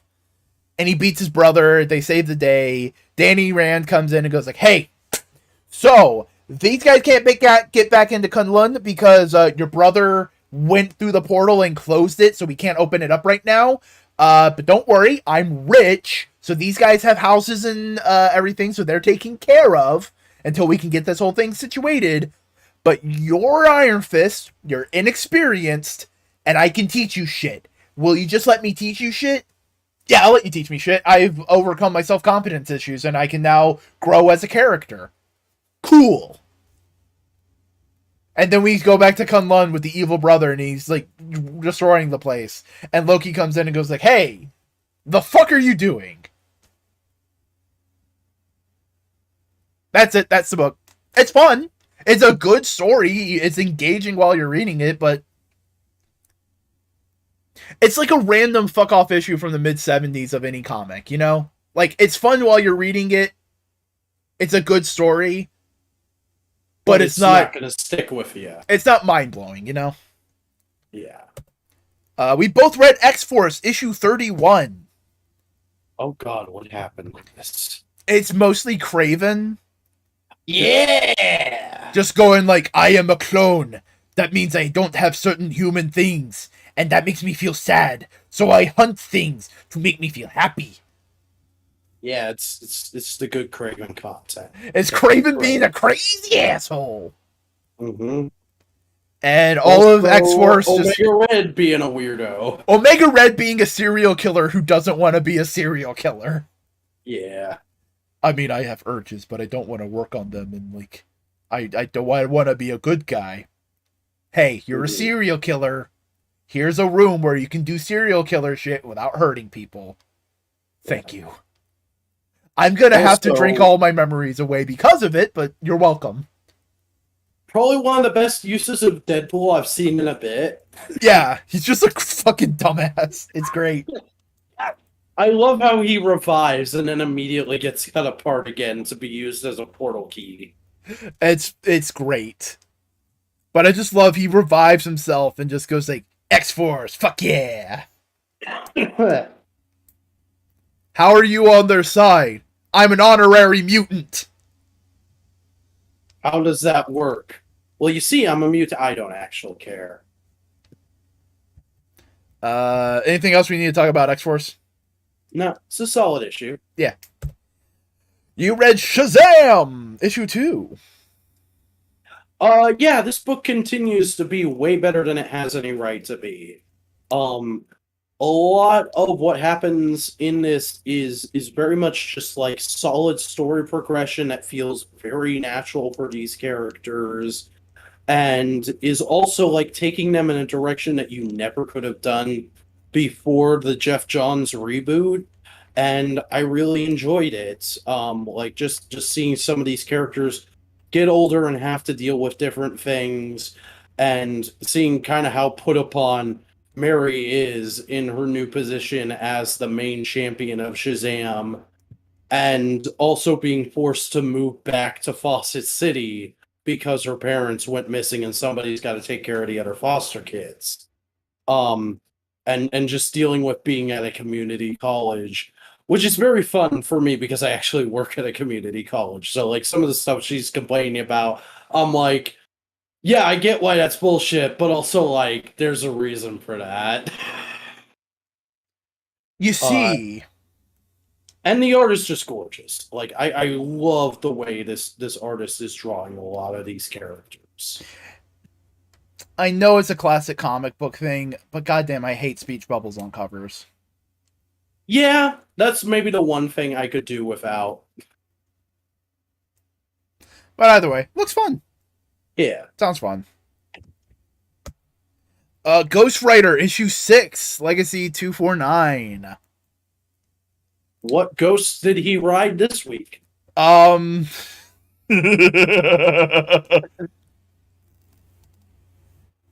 Johnny Blaze and Wolverine show up at a fucking dive bar because Johnny goes like, hey, you need to fucking cut the demon outside of me. You need to like cut it out, please. And Wolverine goes like, all right, I've done a couple back alley surgeries. So he busts in and goes like, all of you need to get the fuck out. And they're like, no. Claws, get the fuck out, please. All right. Did he actually say please? No, he just get the fuck out. I was gonna say. And then the bartender just like pulls out a shotgun and goes like, fuck off. And goes like, you son of a bitch. Get the fuck out. Do it. It's like, all right, whatever, fuck you. And so they start fucking doing the shit. And so Wolverine just has Johnny on a table, or like on a pool table, and goes like, this is gonna fucking hurt, dude. As he pours whiskey on his claws, lights them on fire, and starts digging them into his brain. So he can pull the demon that's in his head out. And he pulls part of it out, and then Johnny goes like, oh fuck, it's worse than I thought. Kill me. There's demons everywhere, as like a weird spider thing is crawling out of his eye and another thing's crawling out of his stomach. And Wolverine goes like, fuck, I can't solve this. All right, stand up, dude. I know someone who can. And he basically does the equivalent of slap. Ghostwriter, you need to clear this dude out. And so with Wolverine claws, as he's turning into Ghostwriter, they pull out the thing that's been possessing Johnny Blaze. And then they have like this big, Wolverine has this fight, and then Ghostwriter turns off, Johnny Blaze is there, and he feels his head and goes like, there's no scar, it's gone out of me. And he goes like, I'm hollow, I feel empty, I feel raw, but ultimately, I'm at a better place, I know this, and I realize I can't fight the Ghostwriter, I need to work with him. It may suck, but we need to work together. And then there's a B-plot of like the weird magic FBI girl and the weird magic dude that they were chasing realize that they're on the same side and they need to go find Ghostwriter. Cool. I'm sorry, but there's breaking news. What? Olga Kurilenko, I think is how you pronounce that last name, will return as Taskmaster in Thunderbolts. All right. Sorry. I'm sorry for your loss. Hey, who knows? Maybe they'll make her more like comic Taskmaster. Will she be a Brooklyn man who's an asshole? What if she just suddenly has a Brooklyn accent?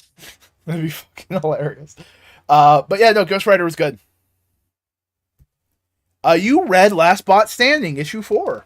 Yes, the finale of this series, and ultimately, in my opinion, the finale of IDW Transformers as a whole, because who the fuck is actually reading Shattered Glass? It's really, really good. I don't want to exactly spoil how it ends, but I mean, if you've been following my descriptions of the series or you've been reading the series, you can kind of guess how it ends. And it's pretty satisfying. I imagine it ends a little like Old Boy.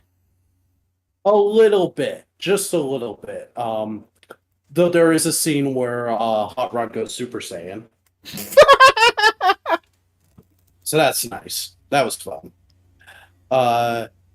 And yeah, I really enjoyed the book. I am very satisfied with this as a story. It's obviously a little bit derivative of books like Old Man Logan and whatnot, but I feel like it stands on its own fairly well as the Transformers interpretation of the story.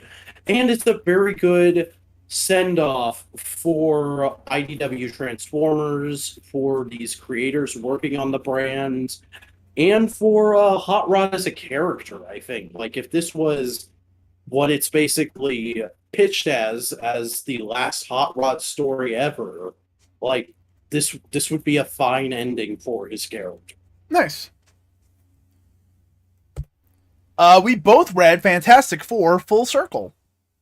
This was fucking fantastic. This is beautiful. 10 out of 10 new release in the history of this show in comics. Absolutely beautiful. I absolutely love this from start to finish. Like, it is a really well-written book. It feels like Stan Lee without having sort of the groaniness that can come with actual Stan Lee. And just the art is so gorgeous in a way that's very unique. Like, it doesn't look like traditional... Like, this doesn't look like Marvels or like what you think of when you think... Alex Ross. Yeah, Alex Ross. I'm having trouble remembering. Because it's not rendered in gouache, which is what he uses as the medium more often than not. Yeah, it has more of like a colorful kind of poppy style to it. Honestly, the best way to describe it is it feels like color placements in an old CMYK printing press. Just look at that shit. Like, that looks like an FF cartoon. It's bold, simple colors. There's like at maximum 5 colors. Yeah. And at most 2 in a page. And it's playing around with classic FF comics while also doing interesting stuff with the medium. Like, I love the point in the book early on in the negative universe, I think it is, or the negative zone, excuse me, where it like fades to black and then fades back in through like weird splintered panels. That was great. There's one thing I truly enjoy is that whenever you see a landscape of the negative zone, it is rendered in black and white. Because those were often done in collage by Jack Kirby, which was done with Xerox, which was only in black and white at the time. Yeah. So it's keeping the coloring. That's detailed. So good detail.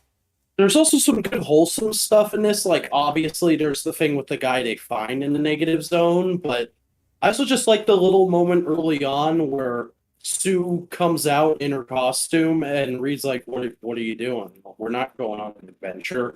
And she's like, a bunch of shit just went down. Of course we're going on an adventure. I'm just taking the necessary steps. And he's like, oh yeah, I love you. Oh, there's also a fucking cute moment where shit goes down at first and they're all coming out. I was like, what happened? Yo, dude, what happened? What's going on? Thing, and what's going on, Ben? What's going on, Johnny? And Reed comes out, he's putting on a shirt, and Sue's right beside him, invisible. And Ben just goes like, Sue, why are you invisible? Oh yeah, I forgot about that. That's great because Johnny's the one who goes like, "Oh, yo, we're fucking." Also, thank you, Alex Ross, for just showing how much Reed loves Sue. Yeah, they love each other. It was so good. Also, this is a banger week for sequels to old 60s characters that only had one appearance. Yeah. What is this? What is this a sequel to that I don't understand? It's the classic issue with the Thing, Man and Monster. Oh yeah, that's right. Because in that story, the dude they find in the negative zone he basically disguises himself as the Thing.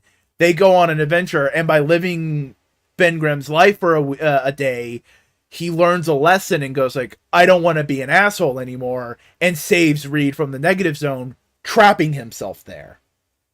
And this is basically saying, like, that guy deserves redemption, and he earns it. He earns it by being a hero, like Ben Grimm would have been, and they reward him by saying, here you go, here's something to help you out. Yeah.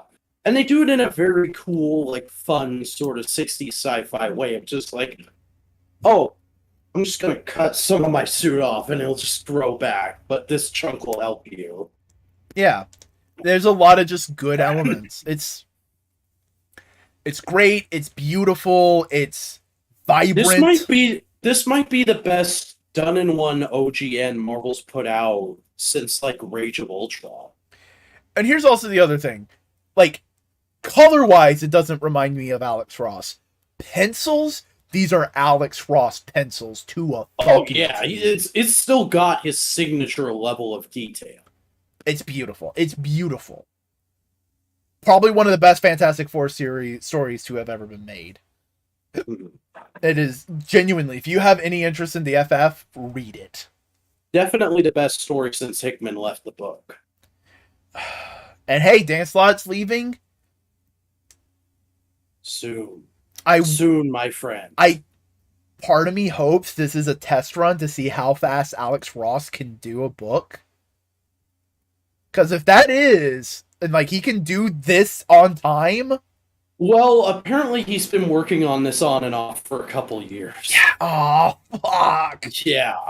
Like, this has been a passion project of his. It's beautiful. Also, Marvel, if this is going to be a subline for you of just, like, beautifully done one-and-done stories with Marvel Arts, do it. Have this be, like, an art book. Like, just do it. Get Mike Allred to do fucking something.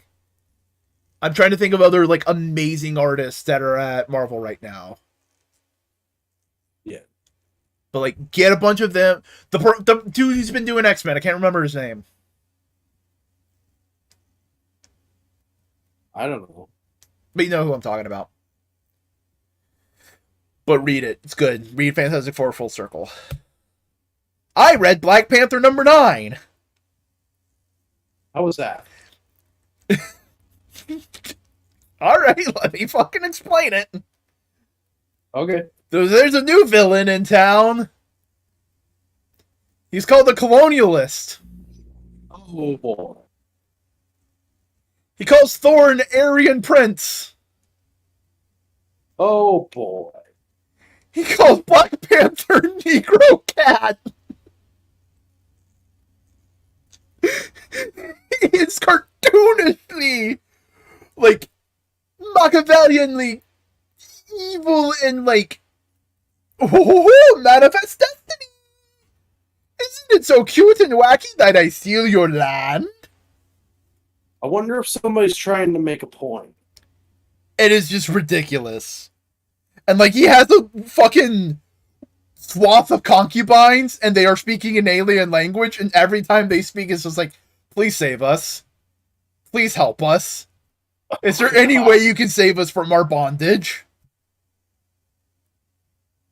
But they're speaking another language! So Black Panther and Captain America is like, what the fuck are you saying, guys? We don't understand what you're talking. And so, like, he's just, like, steals land in Oklahoma No, it's not in Oklahoma. It's like in the Midwest. And they go like, dude, we talked to like 3 pages ago and told you to fuck off. And he goes like, oh, well, there was so much land. I thought it'd be fine if I... All right, I guess we're gonna have to fight. And he unleashes his fucking goons. It is cartoonish. It's fun, but it's like, hi, point. You're getting a little close to my liver. Okay. You read Power Rangers Unlimited. Yes, Power Rangers Unlimited, The Death Ranger. This was okay. I know Buster really liked it. I felt like it was just a bit off from recent issues, especially the portrayal of Andros and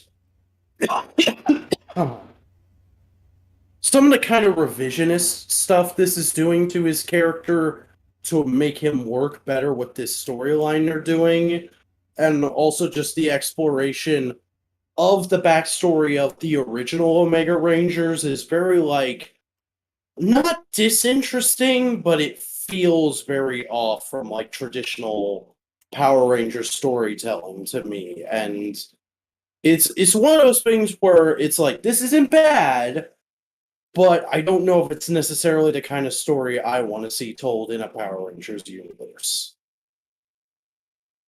But it does set up things fairly well and helps and explains the Death Ranger a lot better than the main book has been doing. Like, this is very firmly like, here is how the Death Ranger became a thing and why it's such a big threat to the team in the current book. Nice. We both read Ant-Man #2. This is very much the same thing where I acknowledge this is good. It's not the kind of book I want to read because I don't like Eric O'Grady. And I know you're not supposed to like him, but that doesn't make it any better for me. I mean, he's a funny shitbag in this. Yeah. It's just, he's a shitbag. And the entire time you're rooting for the Skrull, who is part of Secret Invasion. Yeah, there's some weird fuckery with Marvel continuity here, isn't there? No, this is just what happened at the time. Yeah, but I mean, like, playing around. Yeah, because when in the Eric O'Grady book, no one knew that Hank Pym was a Skrull. That was only revealed later. Mm-hmm. But now they can play with that. Yeah, which is kind of neat, I guess. It would probably play a lot better for me if I had actually read and was really into the Eric O'Grady book, but like, there is a subset of people who really like Eric O'Grady, so I guess it makes sense to do this issue. And I mean, it is a love letter to those books. It opens up the way those books opened. It has a lot of fun moments.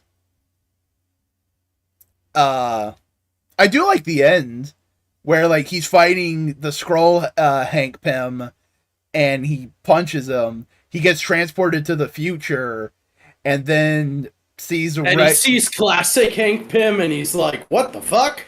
Punch. You think you can trick me by changing your costume? Where the fuck am I? As you see Scott Lang in the future one in the foreground. Yeah, that was pretty good. I'll admit that, and I'm definitely looking forward to the next issue, getting to see my boy. Oh yeah, it's a fun little thing. This issue will probably read better in the trade. Yeah, but I mean, Al Ewing nails the Kirkman tone. He wrote this issue like Kirkman wrote the Eric O'Grady books. That's good to hear, but it's just like I said, if I had read those books and enjoyed them, I would get a lot more out of this. Yeah. We both read X-Men #14. I don't remember what happened in this. Well, we can just talk about the big thing that was fun. Cyclops walks up, dick bigger than the world, and goes like, "Hey, Celestial, you're gonna judge me, so why don't we just get it over with right here, right fucking now? Fuck you. I don't respect any of your judgment. The only person who can judge me is my wife, and if you want to have a fucking word with her, be my guest. Oh yeah, that was fucking sick. And then the Celestial goes like, "Yeah, good job, bro." And Scott's line is just like, "Keep that thumb up, we won't have a problem." It's just like, fuck yeah, I love cockswagger fucking Scott. Also, there's a based ass magic moment. Mm-hmm. Where, like, Bobby is giving an interview with a TV reporter, and there's a bunch of protesters with, like, God hates muties signs, and she just teleports behind one of them and writes "magic was here" on the sign. Oh yeah, no, that's what would happen in most of the issue, was some fucking assholes put a bomb in the sun that was going to hurt the Earth, so they did this whole big plan where Iceman was in the atmosphere, giving the Earth a shield, and we're just backing up Iceman the entire time with the framing device of a reporter trying to tell the story, and then the editor going, drop the gay angle, and she's going like, no, the gay angle's part of it, it needs to be there. Yeah. Which I think is just the X-Men team going like, guys, the X-Men, the mutants are about intersectionality. It's about being a mutant and being gay. It's about how being a mutant and being black. Mutant lines up with a bunch of different things because there's a bunch of people we really unfairly oppressed for a long time. But the mutant thing is not the thing that makes them a minority. It's a thing that just adds to it and makes it the fantastic. Yeah. It's being a woman is hard. Being black is hard. Being ethnic minority is hard. Being disabled is hard. Imagine that while also being a mutant. That's what the story is. That's what the X-Men books are about now. Yeah. Also, Cyclops, fucking biggest dick in the world. I mean, that's never going to be disputed again. Thunderbolts, issue 1. This was alright. Yeah, it's a fun little thing. Some good fun Clint stuff. Clint being Clint, dealing with all these wacky characters he's not used to. And just trying to do a solid for his pal, but also being like, God damn, this is stupid. Yeah, but he's trying his hardest. Yeah. The Purple Woman getting some redemption. Mm-hmm. Abomination getting some exposure for brand synergy. Yeah. The one character who's basically, I'm Cable, but I'm not Cable. Mm-hmm. American Chavez is cool. Monica I love the moment where U.S. Agent shows up and he's like, I'm trying to help. And they're like, no, you're being an asshole. And he just immediately gets his shit wrecked. And then Luke Cage goes like, he was undercover. He was trying to help. He attacked me first. All right, Clint, whatever. Mm-hmm. It's going to be a fun little Saturday morning kind of book. Yeah. By the way, what is the Purple Woman's deal? How did she get her powers? Is she related to Kilgrave or something? I don't remember off the top of my head. Okay. I'll have to look it up. We both read Wolverine number 24. I don't remember what happened in any of the X books this week. Yeah. I'm trying to remember what happened here. Oh, I remember. The fucking... Okay, remember in Ten of Swords? With the fucking bride that he had to steal the swords from? Oh yeah, this is a follow-up to Ten of Swords, and it's fucking great. She's going like, alright, I'm gonna fuck over Wolverine. And then the fucking dude who screwed over Wolverine just shows up and goes like, hey, what's up? I want the swords. No, fuck you. Hey, want to team up? No, fuck you. As they're just fucking doing shit. And this is all still happening around the Celestial. Yeah, it's fucking hilarious. I love how Wolverine is just kind of turned into a comedy. Yeah. Wolverine is the straight man amongst a world that just wants to throw shit at him. Indeed. Wolverine just wants to fight every once in a while and drink beer at a bar. He wants a simple life. But then the world is... sleep next to his lady. And man, remember, he's in a throuple. That's true. But the world just goes like, no, you're dealing with hell now. It's fun. Yeah. You read Superman World Apocalypse. Yeah, the one shot that ends all the Warworld saga stuff is big and crazy and epic and everything you expect it to be. And I am satisfied and I liked it and it was good. And what else do you want me to say without spoiling the shit out of it? This feels like a story I would much rather read in a trade.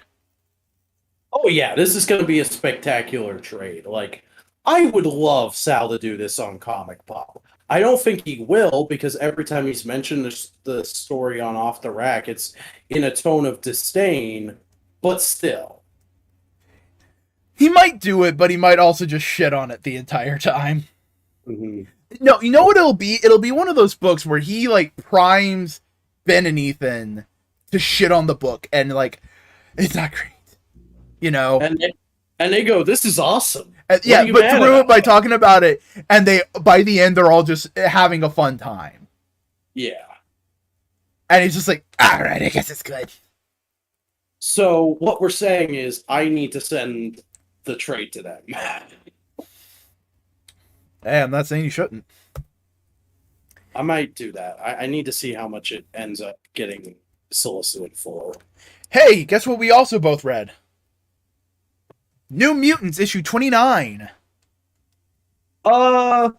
So this wasn't bad, but man, was I thrown by the tonal shift from the last arc to into this. It's just a one little shot story just to kind of like bridge gaps, I think.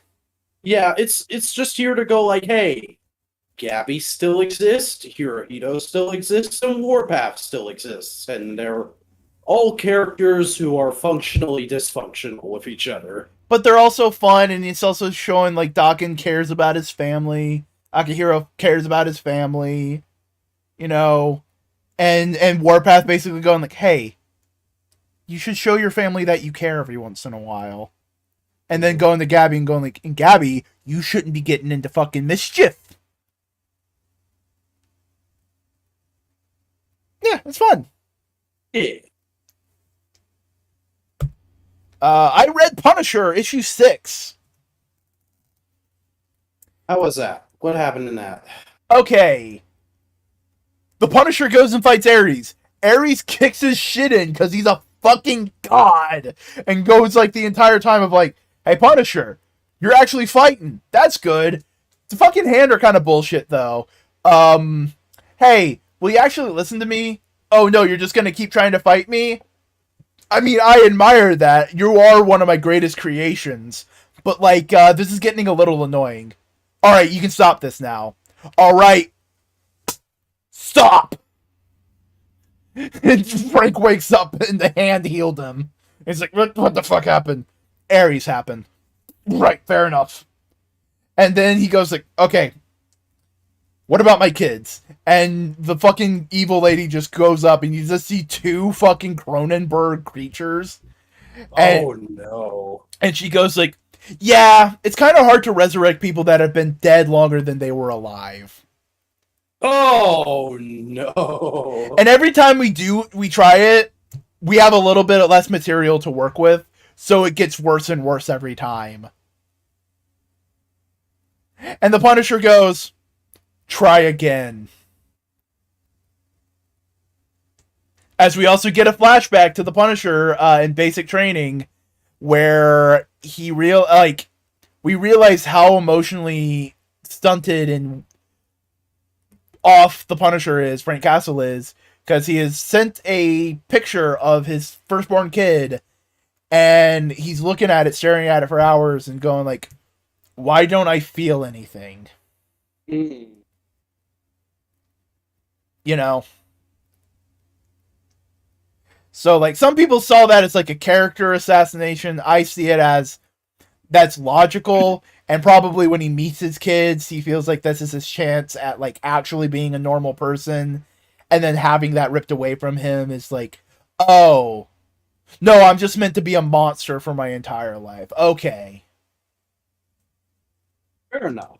Also, Daredevil shows up at the end and goes like, Frank, what the fuck you doing? Oh, Matt's already there. Okay, I figured it was going to take however long it takes him to get out of New York in the Daredevil book. No, he shows up and goes like, Frank, what the fuck are you doing? And the next issue has like Daredevil and the Punisher chained up on the cover. Mm. But yeah, no, it was a fun issue. Good Punisher. Sick. Well, if Matt's there, I might actually read the next issue. You read Dark Knights of Steel, Tales from the Three Kingdoms. Yeah, this is just kind of a fun little kind of gap-filly set of short stories from kind of in between where the story takes place because of course the story opens with the very beginning of the elves landing on Earth, and there's a lot of exploration of the backstory and stuff like that, but it's also mainly set in the present of everyone being like a young adult and stuff like that. But there's some gaps filling that's done in here because I guess the main series has just been on hold for a long time, that Taylor feels like he needs to do something a little more fun and light before getting back into some of the heavier stuff he had set up. So there's like a short story that deals with this universe's version of Arkham and what that's like, and then there's a fun little story about Clark or Kal-El going out during sort of the medieval version of Halloween they have in order to experience what being a part of the kingdom is actually like, and they do a fun Superman glasses joke with that of like, they'll never recognize you. They'll recognize you immediately because you're the prince. And he's like, not if I'm wearing these. And they also use that story to introduce, to show how the Robins became a thing in this universe, because Bruce has a whole band of Robins and they're all like the same age in the Dark Knights of Steel universe. And I had wondered about that, but this is set up pretty well. And then there's like this universe's version of Nightfall, where Bane shows up to a very young Bruce and is like, yo, I was loyal to your parents. The elves are usurpers. I'm going to train you so we can kill them and put you back on the throne together. And then, like, as soon as they get to the throne room, Bruce immediately just cuts the venom tubes and is like, no, fuck you. I'm pledging myself to the elves. Overall, good? Yeah, it's fun. It's solid. It's fairly engaging, and the art's pleasant. Nice. So if you've been enjoying Dark Knights of Steel, you don't need to read this, but it doesn't hurt to pick it up either. Fair enough. We both read Zdarsky's Batman. Banger issue. Hello, continuity. My friend, his name is Zdarsky. Yeah, fucking. Who'd have guessed this is a follow-up to Tower of Babel? Zdarsky would. Yeah, and I mean it's done so well. And a follow-up to R.I.P. Batman and Tower of Babel. And I love the reservation, the revelation of, yeah, Zur-En-Ah made fail-safe, and not even he knows how to turn it off, because it wouldn't be a good fail-safe if he did. And I love the reason why it's there, because it's basically like, yeah, no, Clark is right. I have all these contingency plans on the Justice League. There needs to be something there to stop me. Mm-hmm. To fall back on. A fail-safe, if you will. And then it turns out his failsafe is, as anyone would guess, fucking Superman. Oh man, it's great. His failsafe for the failsafe is Superman. Yeah. And if you read the backup, hey everybody who complained on Reddit when the first issue of the run came out, Penguin's not dead! Because of course he isn't. Why would they do that? Also, I still really enjoy that Catwoman costume. It's a good costume. It's not my favorite, but I don't hate it. It's a fine variant. But overall, good. It's fucking solid-ass Batman. Yeah. It's Zdarsky doing to Batman what he did with Daredevil. Tell a fun story with acknowledging a large swath of continuity and doing something fun with it. Yeah. You read Obi-Wan. I sure did. And it was a fairly solid issue that, excuse me, dealt with some interesting Clone Wars stuff of like a group of clones going rogue because they got PTSD, and Anakin and Obi-Wan being sent in to stop them from trying to take over the Republic. I think it's a very interesting thing to kind of deal with within the context of Star Wars, especially because they end up getting forced to kill the kind of main clone that went crazy. And in the moment, Anakin is just like, fuck, I didn't want to have to do that. And Obi-Wan has to comfort him. And it's nice to see them having like a father-son moment like that. Yeah. Would you recommend it? I would. This series is another thing where it's like, this isn't necessary, but if you like the character or you just like this kind of Star Wars storytelling in general, this little gap filling with a side character, it's worth checking in. Nice. That's the last comic. We did it, everybody. Woo! We actually finished before 2 a.m. I thought we'd be like 2:30 tonight with how much shit we had to talk about. We went through a lot of those comics pretty quick. That's true. We did it. We did it, everybody. We talked about 3 goddamn Marvel properties, 24 goddamn books, and a page and a half of news.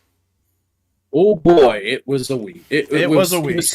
It was 2 weeks, in fact. It was such a week, it was 2 weeks. Hey, it's still almost a 3-hour podcast. Yeah, but, that's like our normal length, and we kept it to our normal length. How about that? Hey, tell the people where they can find you. Hey, I'm the Vacuuminator. I make YouTube videos about Tokusatsu. I swear to God, I do sometimes. They come out. I might have a new one at some point soon, I hope. You can find them at youtube.com/thevacuuminator. You can also follow me on Twitter at thevacuuminator. And you can check out figure photography at _vacuuminator on Instagram. Hells bells. Hello! I am Boingo Writer. You want to see some Twitch streams? I stream on Twitch. Twitch.tv/Boingo Writer. I do a variety of things. This week is going to be very, very impactful. A lot of different things happening. I also put videos out on YouTube. Boingo Writer, search for me. Link is also in the description. You can follow me on a variety of social media platforms. Twitter, TikTok, and Instagram at Boingo_Writer. And in the meantime, hello. This has been No Bryce Podcast. We talk about Marvel Comics, merchandise, movies, all that bullshit, blah, blah, blah, comics, books, whatever. Hey, tell people about Twit. Twit is This Week in Tokusatsu, where we talk about all the news and new releases from the world of Tokusatsu, which is Power Rangers, but Japan and different stuff. Hey, you know what? I'm going to fuck with you. Tell them about Components. Components is the show where we shoot the shit, and sometimes there's guests. Hey, Tim Shields is coming on this week. Cool. Like this video. Subscribe to the channel. Leave a comment. Ring the bell. Follow us on Twitter. Hey, Vac, do you have anything else you want to say? I am very happy with my King in Black 2-pack. I'm having a lot of fun with it. I've shot a bunch of photos of it that will be on Instagram at various points. But Entertainment Earth, for the love of God, will you please ship my Renew Your Vows pack? It's been in processing for over a week now, and I'm so sick of looking at other people's photos of the figures and lusting after them. I want my Spider-Man, damn it. enough said.